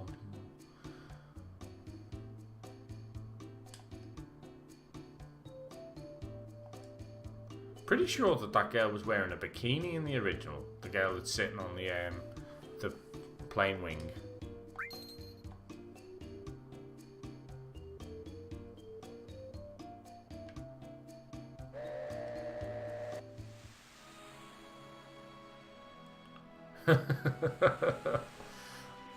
I don't know whether that's lame or not, Scrib.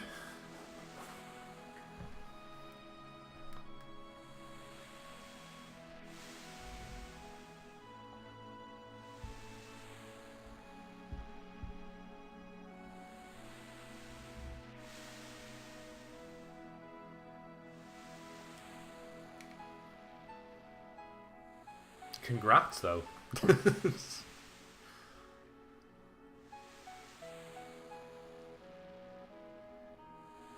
Yeah, I can imagine.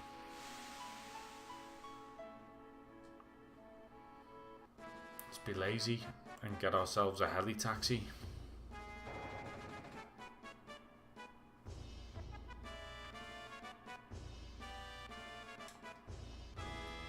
G'day, lad. I am Air Force personnel, clearly.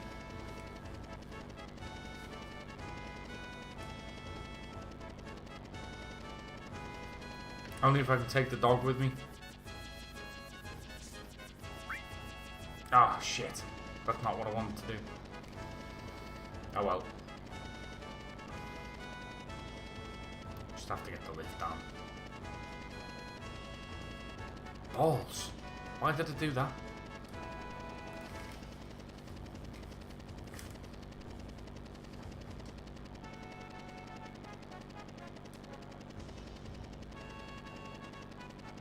You know what I've just realised, right? The website that hosts all of these mods is essentially called Quim. That's grim. It's QHIMM. How else do you say that? Kim?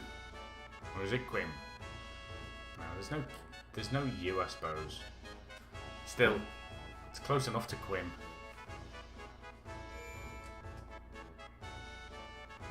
Wow, was it not that door? Is it that one? Really? How long has it been since I've gone the elevator way on Ingenol?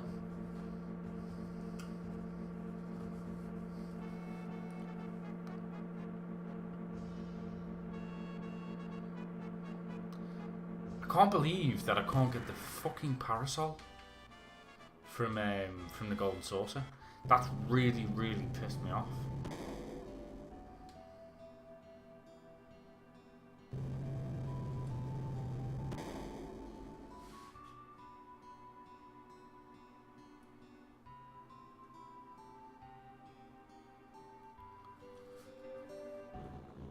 Yeah.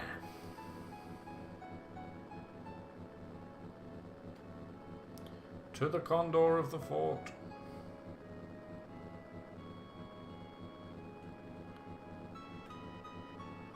Hopefully, see, the thing is, because I'm using that sort of exploit to go all the way to the bottom of the map and kill them all very quick. It means that I come back here for a very a very short period of time. You know what? You're right, Scrib. Like, I think that's why it had such an effect on people who were playing JRPGs at the time, was because a lot of thought had gone into this. It's well balanced, and I mean the secrets in it were like ridiculous. Stuff like this was, I mean, why? Right, save.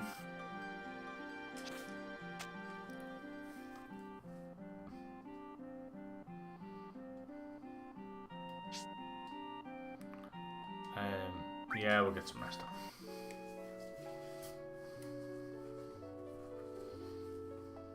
We get 5 high potions for this. And getting all of the 4 Condor missions doesn't change like what we get at the end. It just, in the interest of perfection, I have to participate in all of the 4 Condor battles. Knowing that I would have missed one would be very annoying.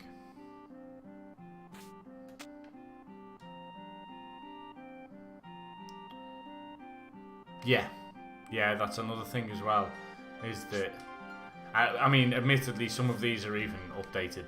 I give them that. But yeah, you only really realise more now with the better 3D sprite work of the characters. Oh, that's not what I wanted to do. Of how much it was just a 2D backdrop.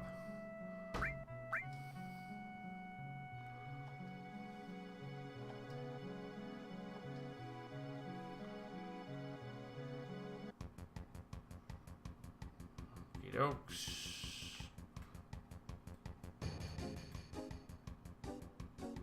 There's me line.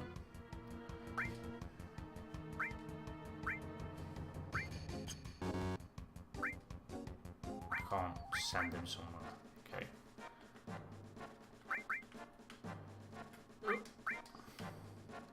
Right.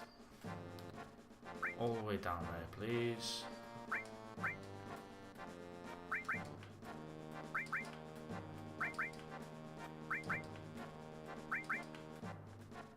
Alright. Right, so. Attack him. Attack him.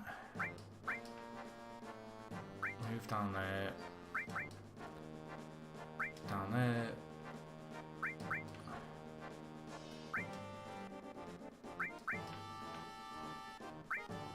Right, the other one's moving, isn't he? But I'll move them again anyway. You there. Attack. Attack. Move. And then put the speed up.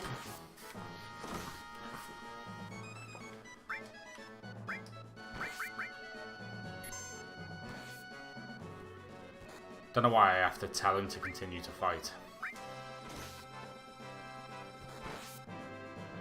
Oh, that dragon's a pain in the arse.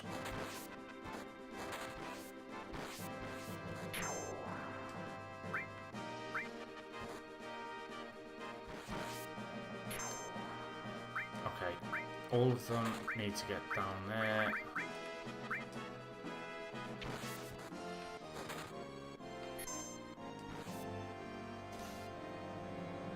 See, ideally you just need to get to the very bottom of the map as fast as possible, because the less enemy spawn, the better.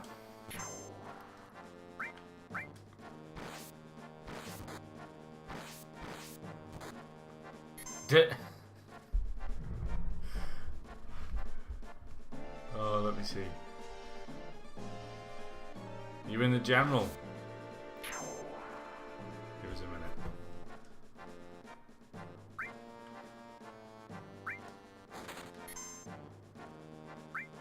Wait.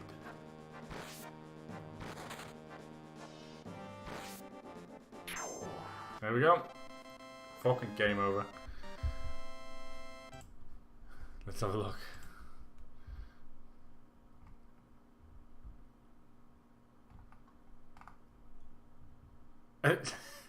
Jesus. Holy shit.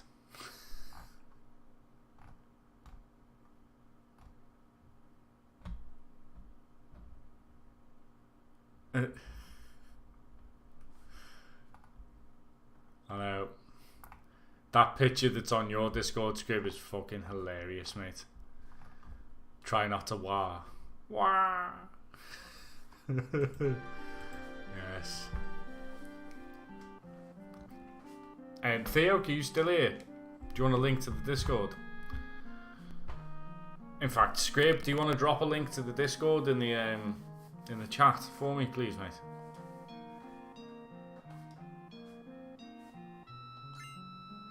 Five potion, but it's actually 5 high potions.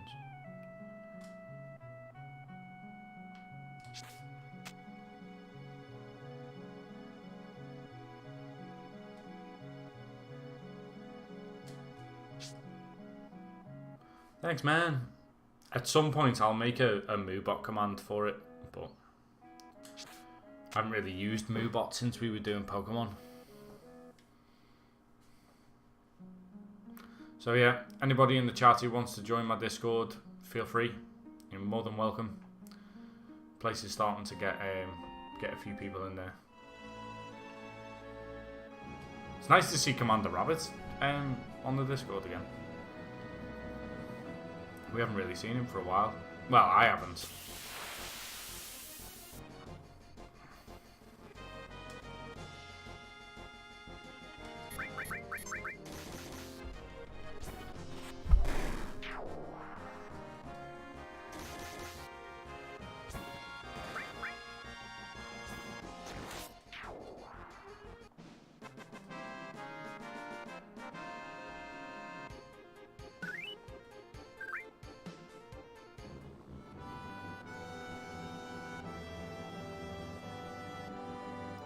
Right, so all the way back to Cosmo Canyon to progress the storyline, because we've sort of left Bugenhagen in a peculiar place, standing atop a really, really dangerous area.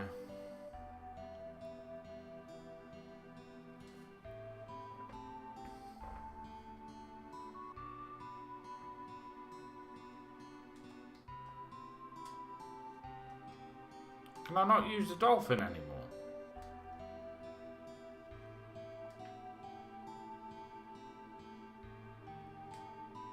Do I have to pay the lift, dude?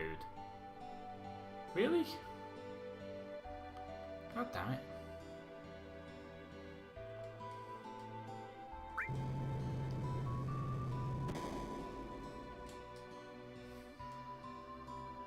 I could have really done with somewhere that I could steal ethers from.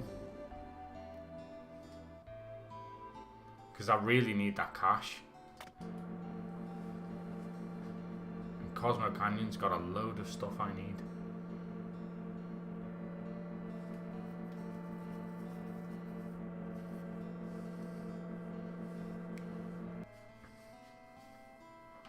Ooh. You're about to learn a new enemy skill.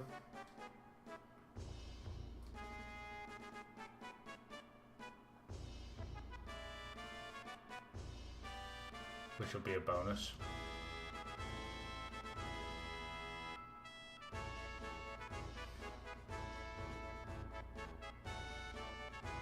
Apparently, Frog Song is really useful in the Cave of the G. I presume it's Cave of the G and not Cave of the G. Either way, hilarious, because G is a ridiculous word. But if it's G, it just sounds like a cave where gangsters live. So, Cave of the G.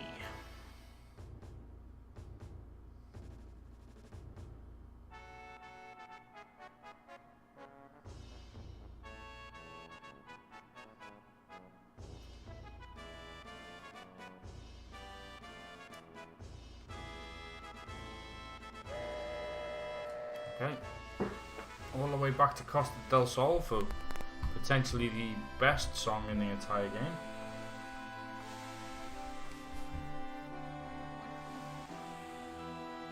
Now, I need your opinion on this. People who've played Final Fantasy VII before, do I fight the boss in the Cave of the G properly, or do I use a Phoenix down and kill him instantly?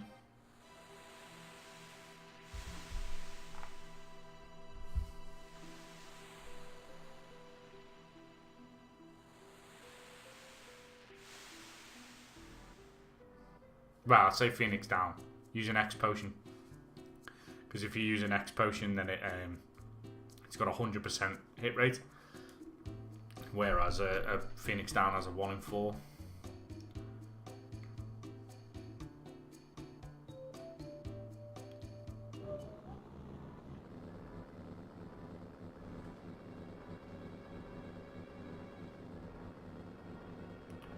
Turn the camera around.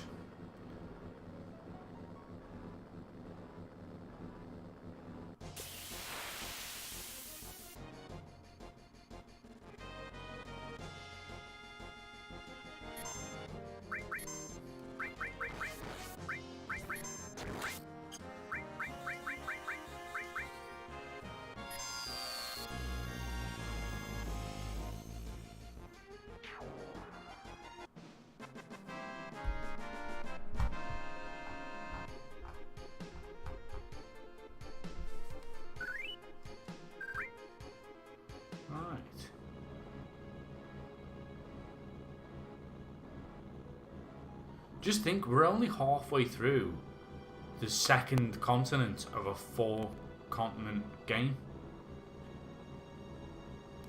Like, considering the amount of hours that we've ploughed into it already, because I've barely played this off stream. Just avoiding the woods because that's where all the frogs are and they're a pain in the arse to fight.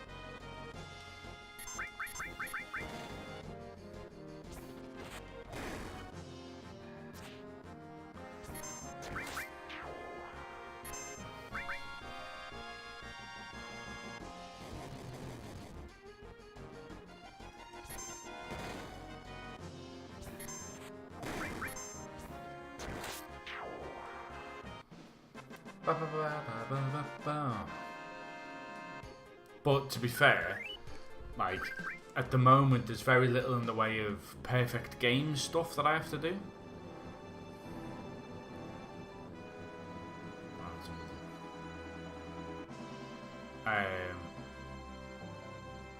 It is cheap. And it's not like I'm not strong enough to fight him.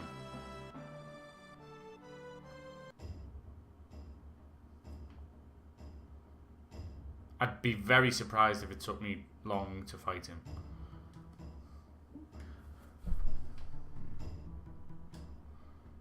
Right. Now, the HP plus and MP plus materia I really do want, but I probably can't afford that now, really. I could do with, basically, Barret, Cloud, and Red with new weapons. So... Cloud. Oh, you dick.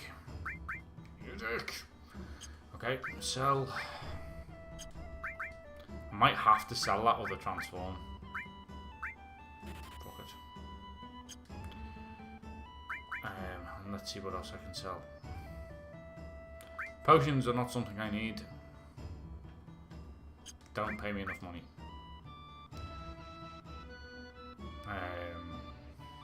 Leave myself with 5 high potions and 5 potions. Elixirs give me no money.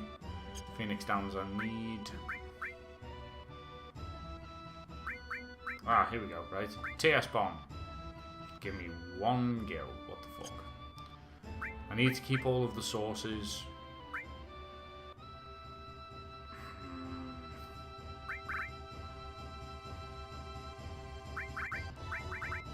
No weapon I've got a duplicate of. There's bangles that I've got duplicates of. I only need 3 of everything, so 1 of them can go.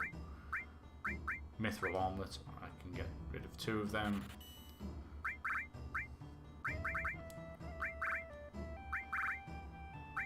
The reason that I'm keeping 3 of each bangle or armlet, 3 of each armor, is so that I've got enough to put on an entire team. Even though I'm obviously not going to use like an iron bangle or a carbon bangle ever again, it's just to say that I do have them.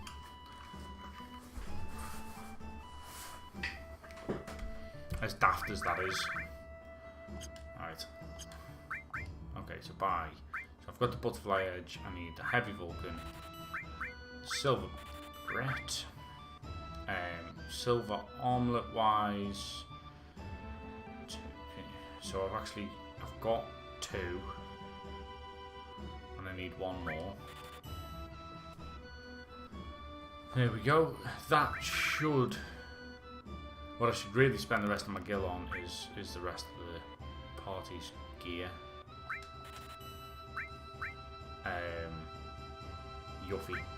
Fuck's sake, buy Yuffies. So it's prism staff and the green megaphone that I need cash for.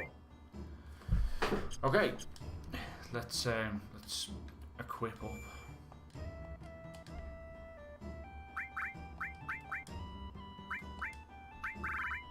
Silver armlet, silver beret,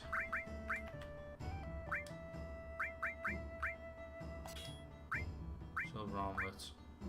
Don't need fire. Right, what is it that I'm trying to protect myself from here while I'm here?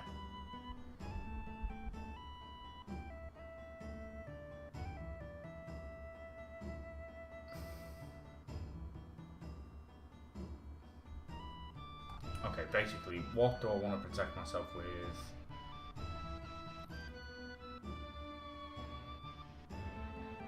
I want to avoid... There's literally fuck all that I can protect myself with. I just need to use ones that boost my my natural statistics. Right.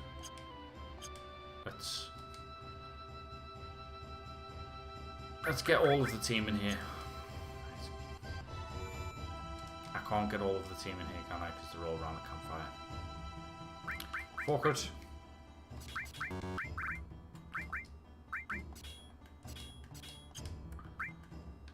Right. Oh, I haven't changed his weapon either, have I? Fly edge. Okay, so the joy of Final Fantasy VII. Setting your shit up regularly. Now, does elemental and life work? Because that'd make this next area really, really easy.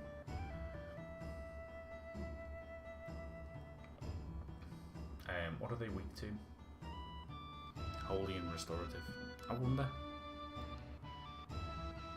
Does elemental and life work?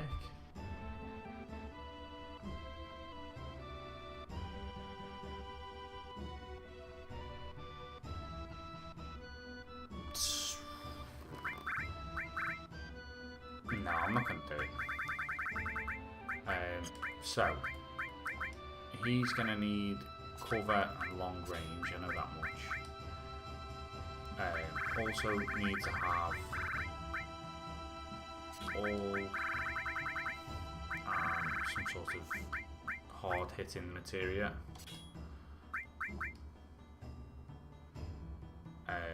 I'll also make Cloud. Yeah, let's give him another roll. Give him ice. And then he can revive and heal.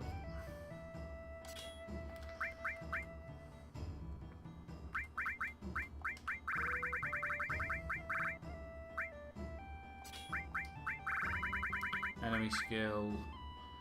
And I need Chocobo Law to increase.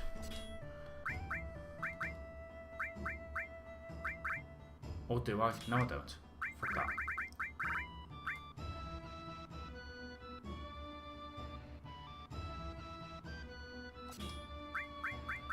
it's not the most fun setting up materia because there's no right or wrong way to do it. All restore.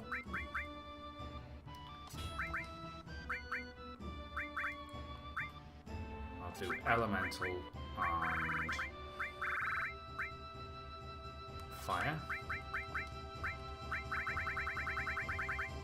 He's got the enemy skill. I don't need to do sense or steal, or throw, or death blow, or manipulate. So what do I wanna? I mean, haste wouldn't be a bad one. And earth. Right, Barrett, you get all the shit ones. Enemy skill. Titan. Ramu. Ifrit. Shiva.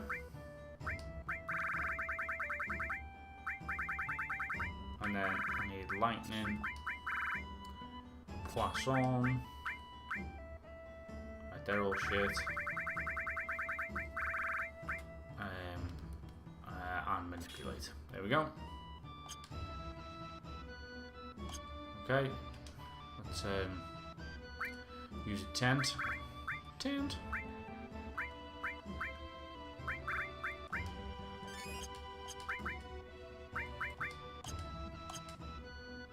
Okay. Let's go. Let's actually progress for a change. I can't remember whether there's anything to pick up in this cave. So let's have a look.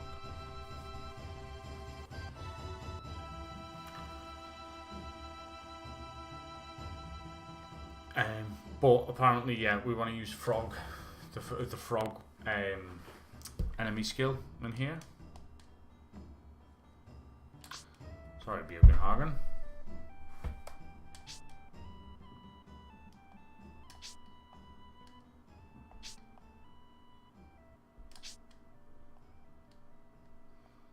See how it fades out as you go further down? As if you're getting further away from the team of people who are playing that music in the town.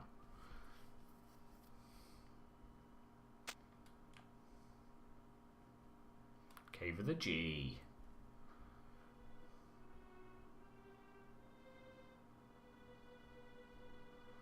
Right, so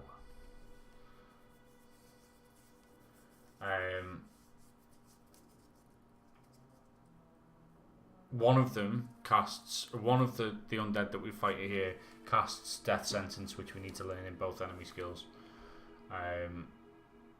So we want to continue right until we get to an area with a bunch of smaller caves, which all house a weird looking rock. Break this open results in a battle, with the exception of the third cave you walk across. So let's go into this cave first. Break it open, fight it. So we need the Kashoosh.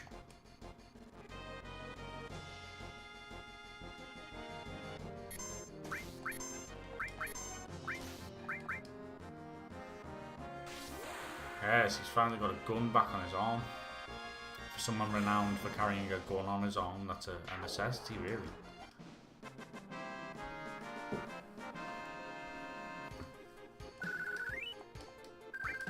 Ooh, smoke bombs as well. Useful. Okay, this one. I'm essentially breaking caves. Breaking graves.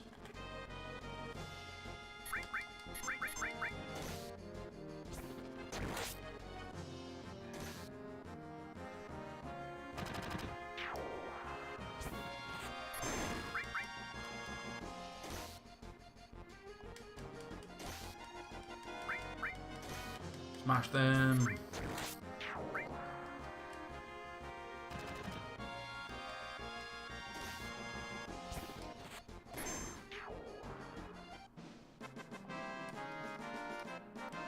You're doing alright here. I was expecting them to be a lot harder. Oh, 2 smoke bombs. They're really useful for Battle Square. Third cave. Oh, right. One of these casts death sentence. Oh, it's I know which one casts death sentence. It's that thing at the back.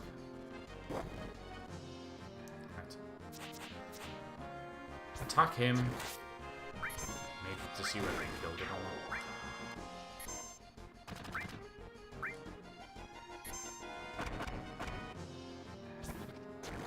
Right. So manipulate him. Oh, there we go. So he's cast death sentence on red 13, which is learn death sentence. And now what we need to do is cast death sentence on Barrett, and then we kill it. Sweet. Manipulate is by far the best, the best material that I've got for learning these enemy skills. It's so fucking useful. The amount of time I used to wait for an enemy to cast something on me. Right. So that's my enemy skill anyway. Right, so that opens that cave.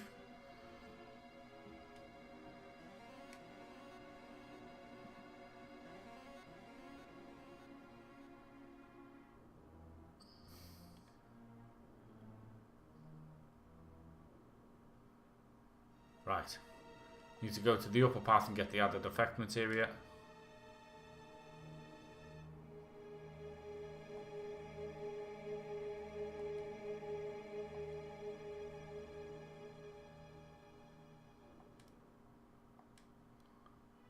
Thanks for letting us know there, Bugenhagen. Was there any reason that you did it in that particular doorway?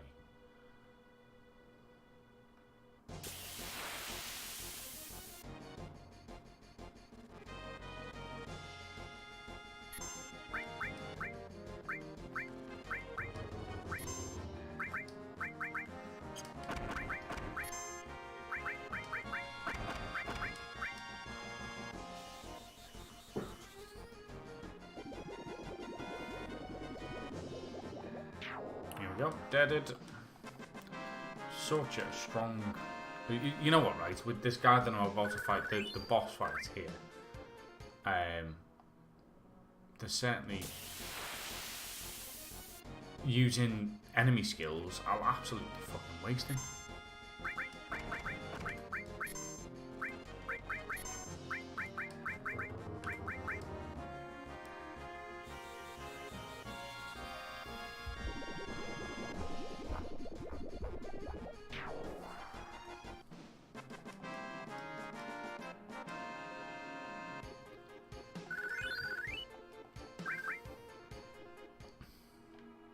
Right, I need to walk carefully over that shit. Otherwise I lose HP to a wall with spikes in at the end.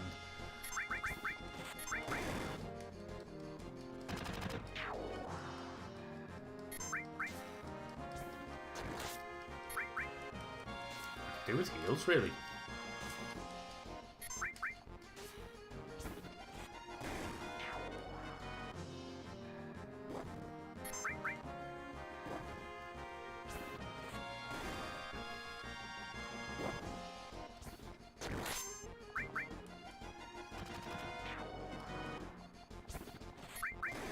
Could have dispatched them really quick with an enemy skill, but at the same time, I don't want to waste my MP prior to the boss fight because I've got no ethers.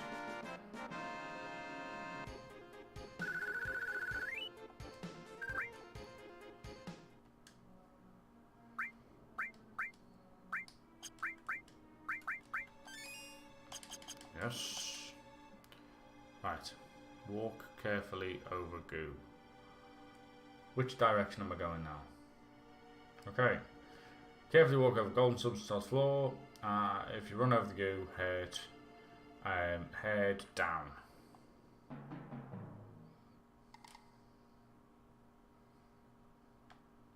Added effect materia. Useful. Basically, status effects onto your weapon or armor. North. Head down the stairs and get the black megaphone for Kate Sith.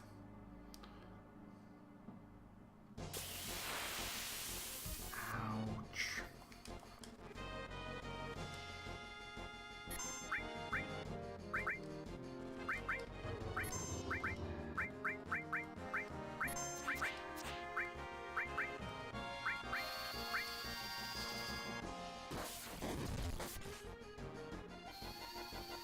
Game's actually got surround sound as well, you know. I don't know whether that transfers through Twitch.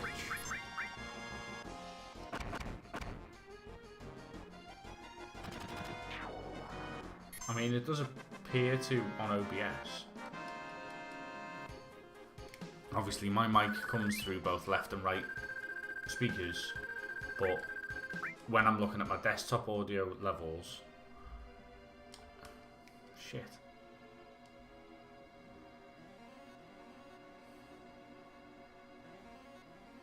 Right.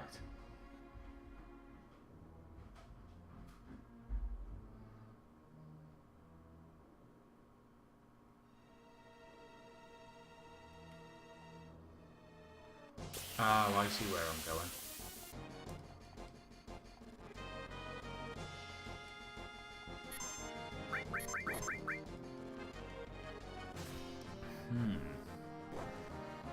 This is quite a late stream. I didn't realise the time.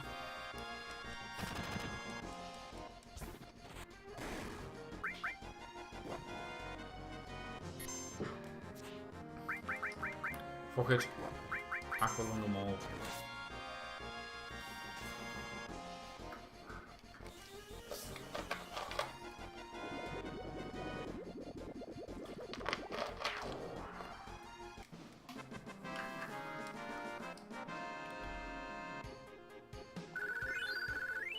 But I definitely want to get this cave done before I stop streaming. So.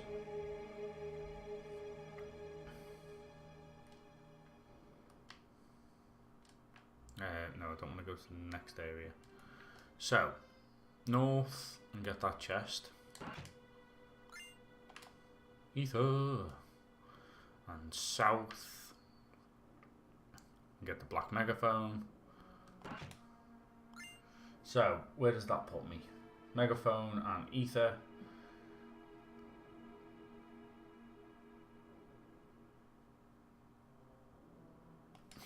Okay. Then we want to head north.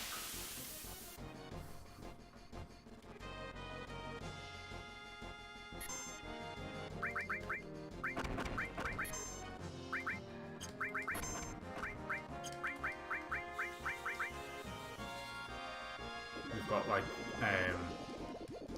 puzzle tunnels as they were coming up, but Absolute Steve's got us. Because, I mean, he could probably play this game, you know, backwards in his sleep.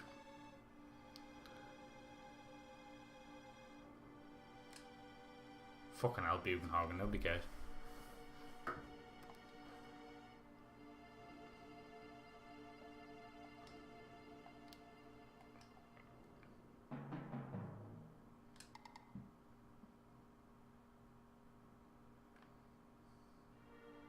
Okay, so we have 5 tunnels to go into.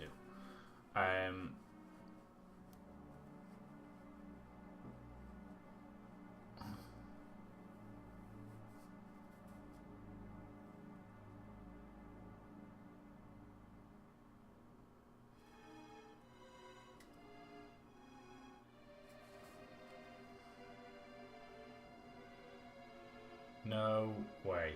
Okay, so check this out. Let me just kill this first.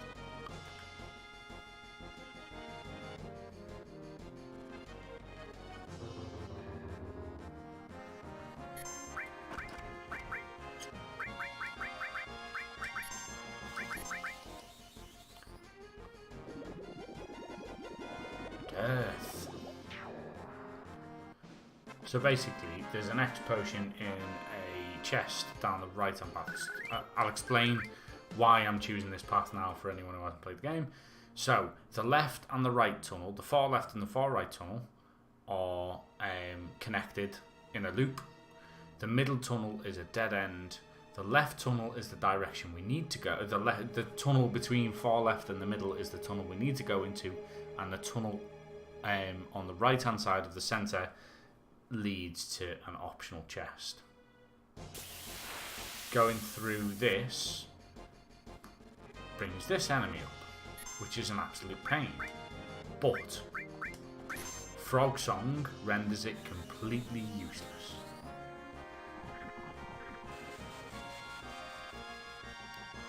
Fucking hilarious.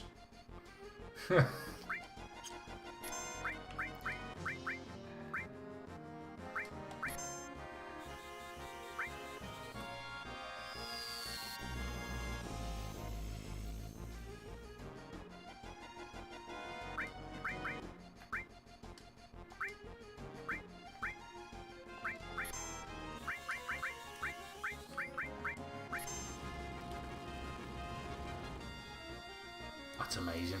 Absolutely amazing. I wish I'd known this stuff.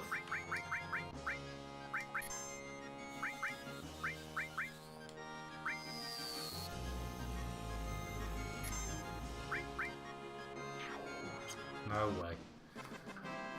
I had so much trouble in this area when I first played it.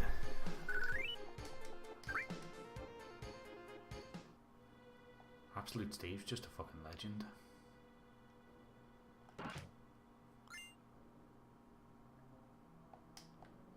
Right, X potion got.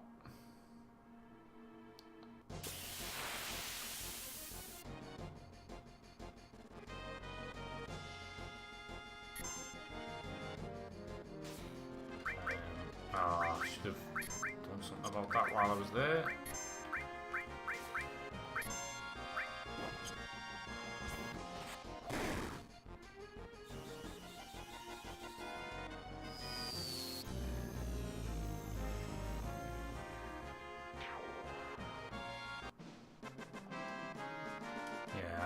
I must have an ether. At least one. I'll have to use it on red now. I've got that turbo ether, but I don't use that. Damn.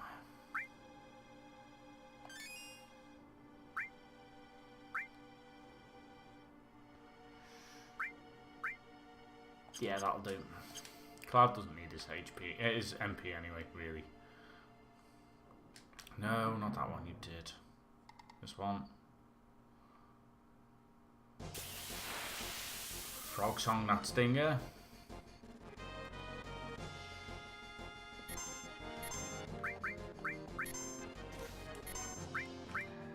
we go. And then Klim hazard him. That should be the end of him.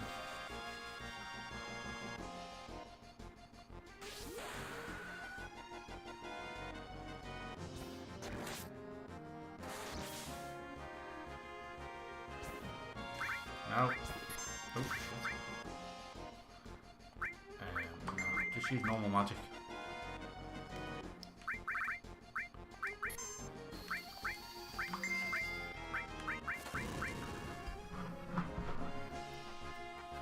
Sorry, just put my phone on silent.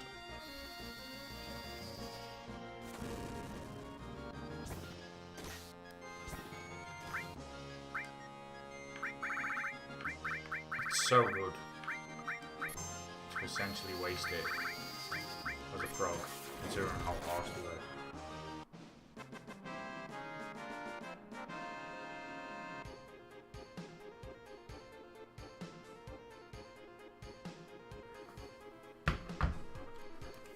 Right. Yeah, I'm very close to the boss now. Okay.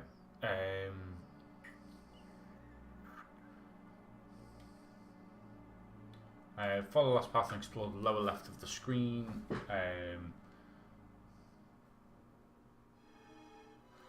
Shit.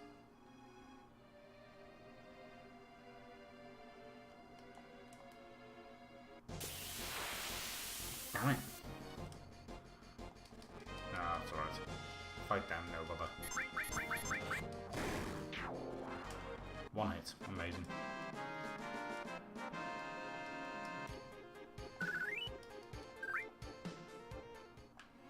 So, a little bit of backstory for what's going on here, right?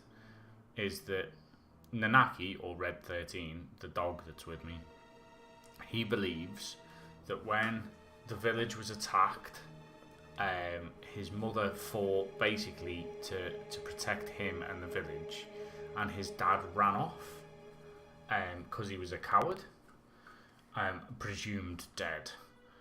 Now we're about to find out that that's not strictly what happened.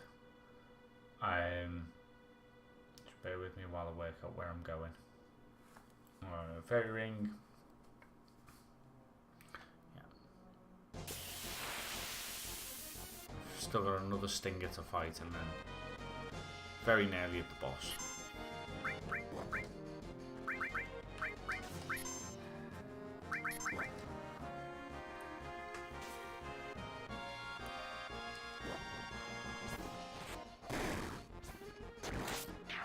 What happened to Aqualung? Fucking hell. It's like the first person I told to do anything.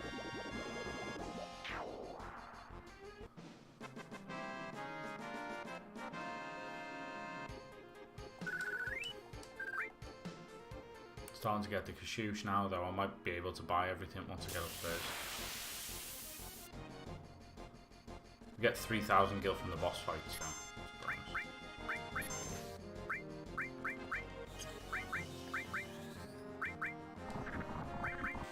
I'm just gonna have to attack it normally.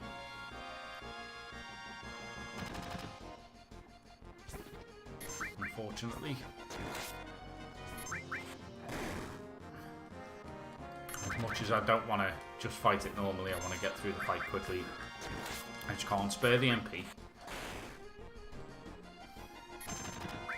Plus, it's not like it's doing much damage to me as a frog. It's only a fucking frog. I'm so close to the boss of this area.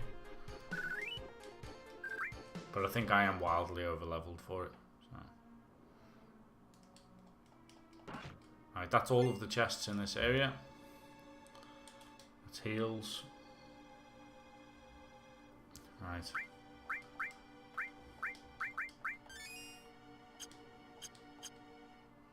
Everyone's good for MP, really. Boss fight time? Well, a little bit of Bugenhagen first. So, he's talking about a warrior that was fighting all of the G here. And he's saying that the warrior went through the cave all alone, fighting attackers one after another, and surviving. But at no point has he mentioned who that warrior was.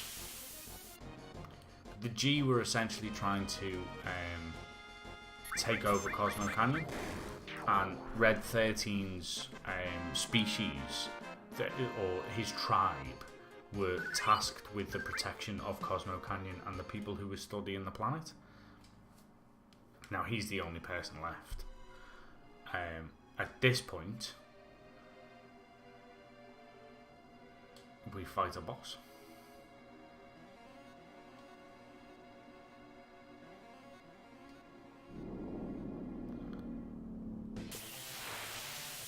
Right, boss fight. There's a cheap way of doing this, and a non-cheap way of doing this. Basically, we're going to do Matro Magic. Not Matro Magic.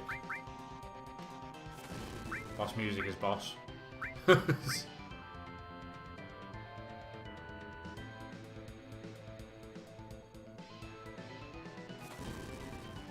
Yep, that was stupid.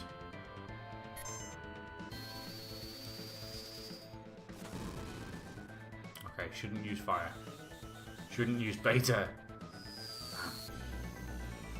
He's got about 5,500 HP. I definitely want to use Aqualung. No, I don't. Damn. Don't want to use fire, so I want to use ice. Wasn't meant to defend with him then, that's really annoying.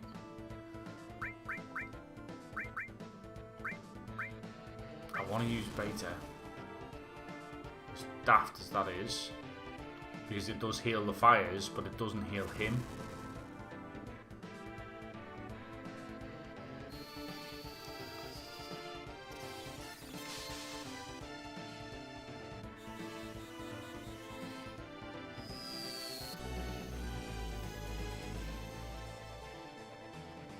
Because that's nearly half of his health gone.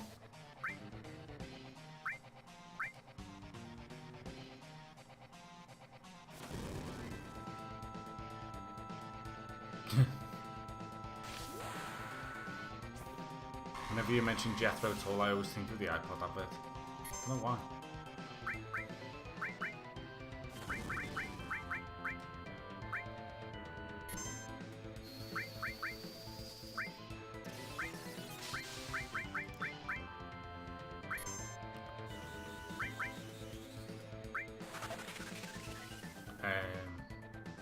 Right.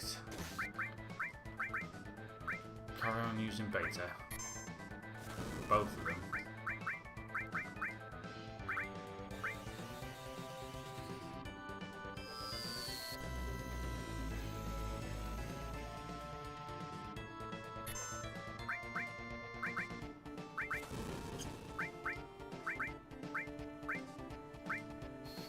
MP starting to get a little bit light for Barrett. He's not far off being dead now, really. As I say, the flame will stay alive. The flame will die when he dies. Here we go. Win. Oh, praise the sun.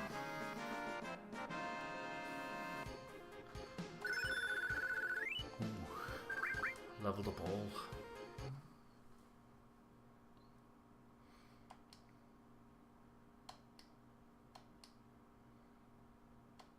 Now. Pick up that materia. Gravity. Okay, so we're now going to find out who the warrior was. The warrior who fought all of those G off to stop them from getting into Cosmo Canyon and sacrificed his life to make sure that everyone in Cosmo Canyon stayed safe. And let the camera scroll up.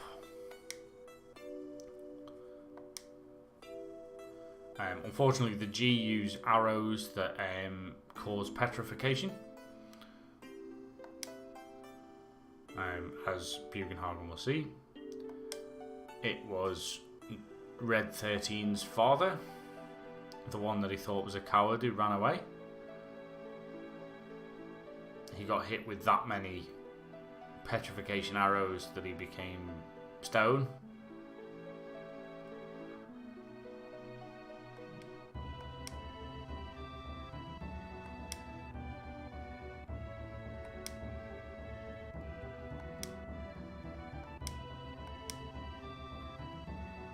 Little sad moment for Red 13. Every character in the game has a little sad moment at some point.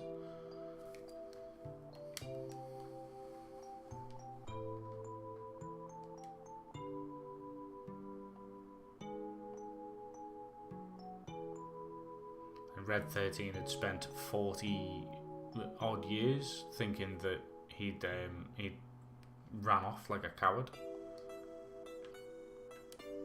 That I can do, Bugenhagen, because I need to save and I need to go to bed. Because it's fucking midnight.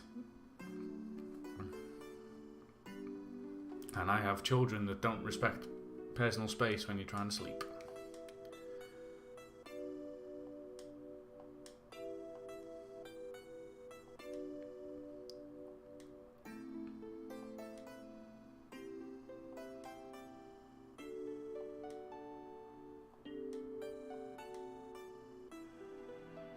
Look, Bugenhagen, he doesn't give a shit.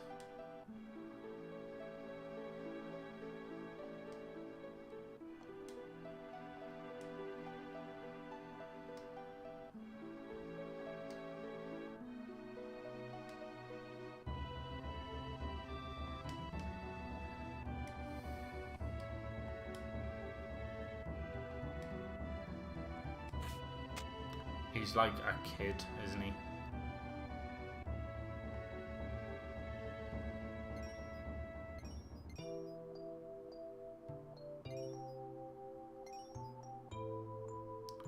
And there you go, the little tiny little bit of Nanaki's father that's left is weeping from the stone. So cheesy.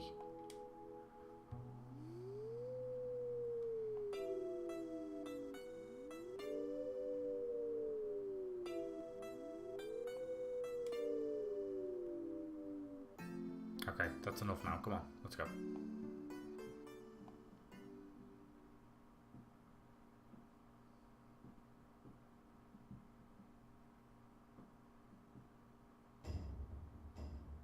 Right.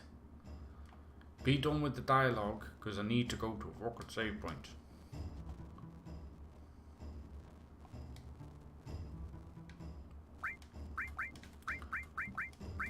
Could have taken me shit back.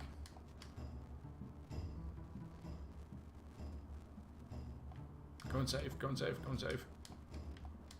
Let me save. What are you shaking your head for?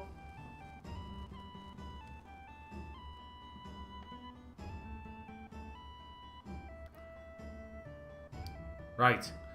When I'm streaming next, remind me that I need to buy stuff. I've got the cash. I need to buy stuff.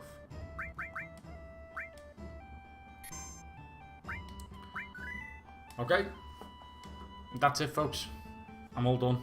Need to go to sleep. I'll be back on again tomorrow. I'm sort of... I don't feel like I need to take days off at the moment. I might take the odd day off every now and then, but only if I really need to. But yeah, thanks for watching as always, everyone, and I'll see you tomorrow. See you later, Scribs, in a bit.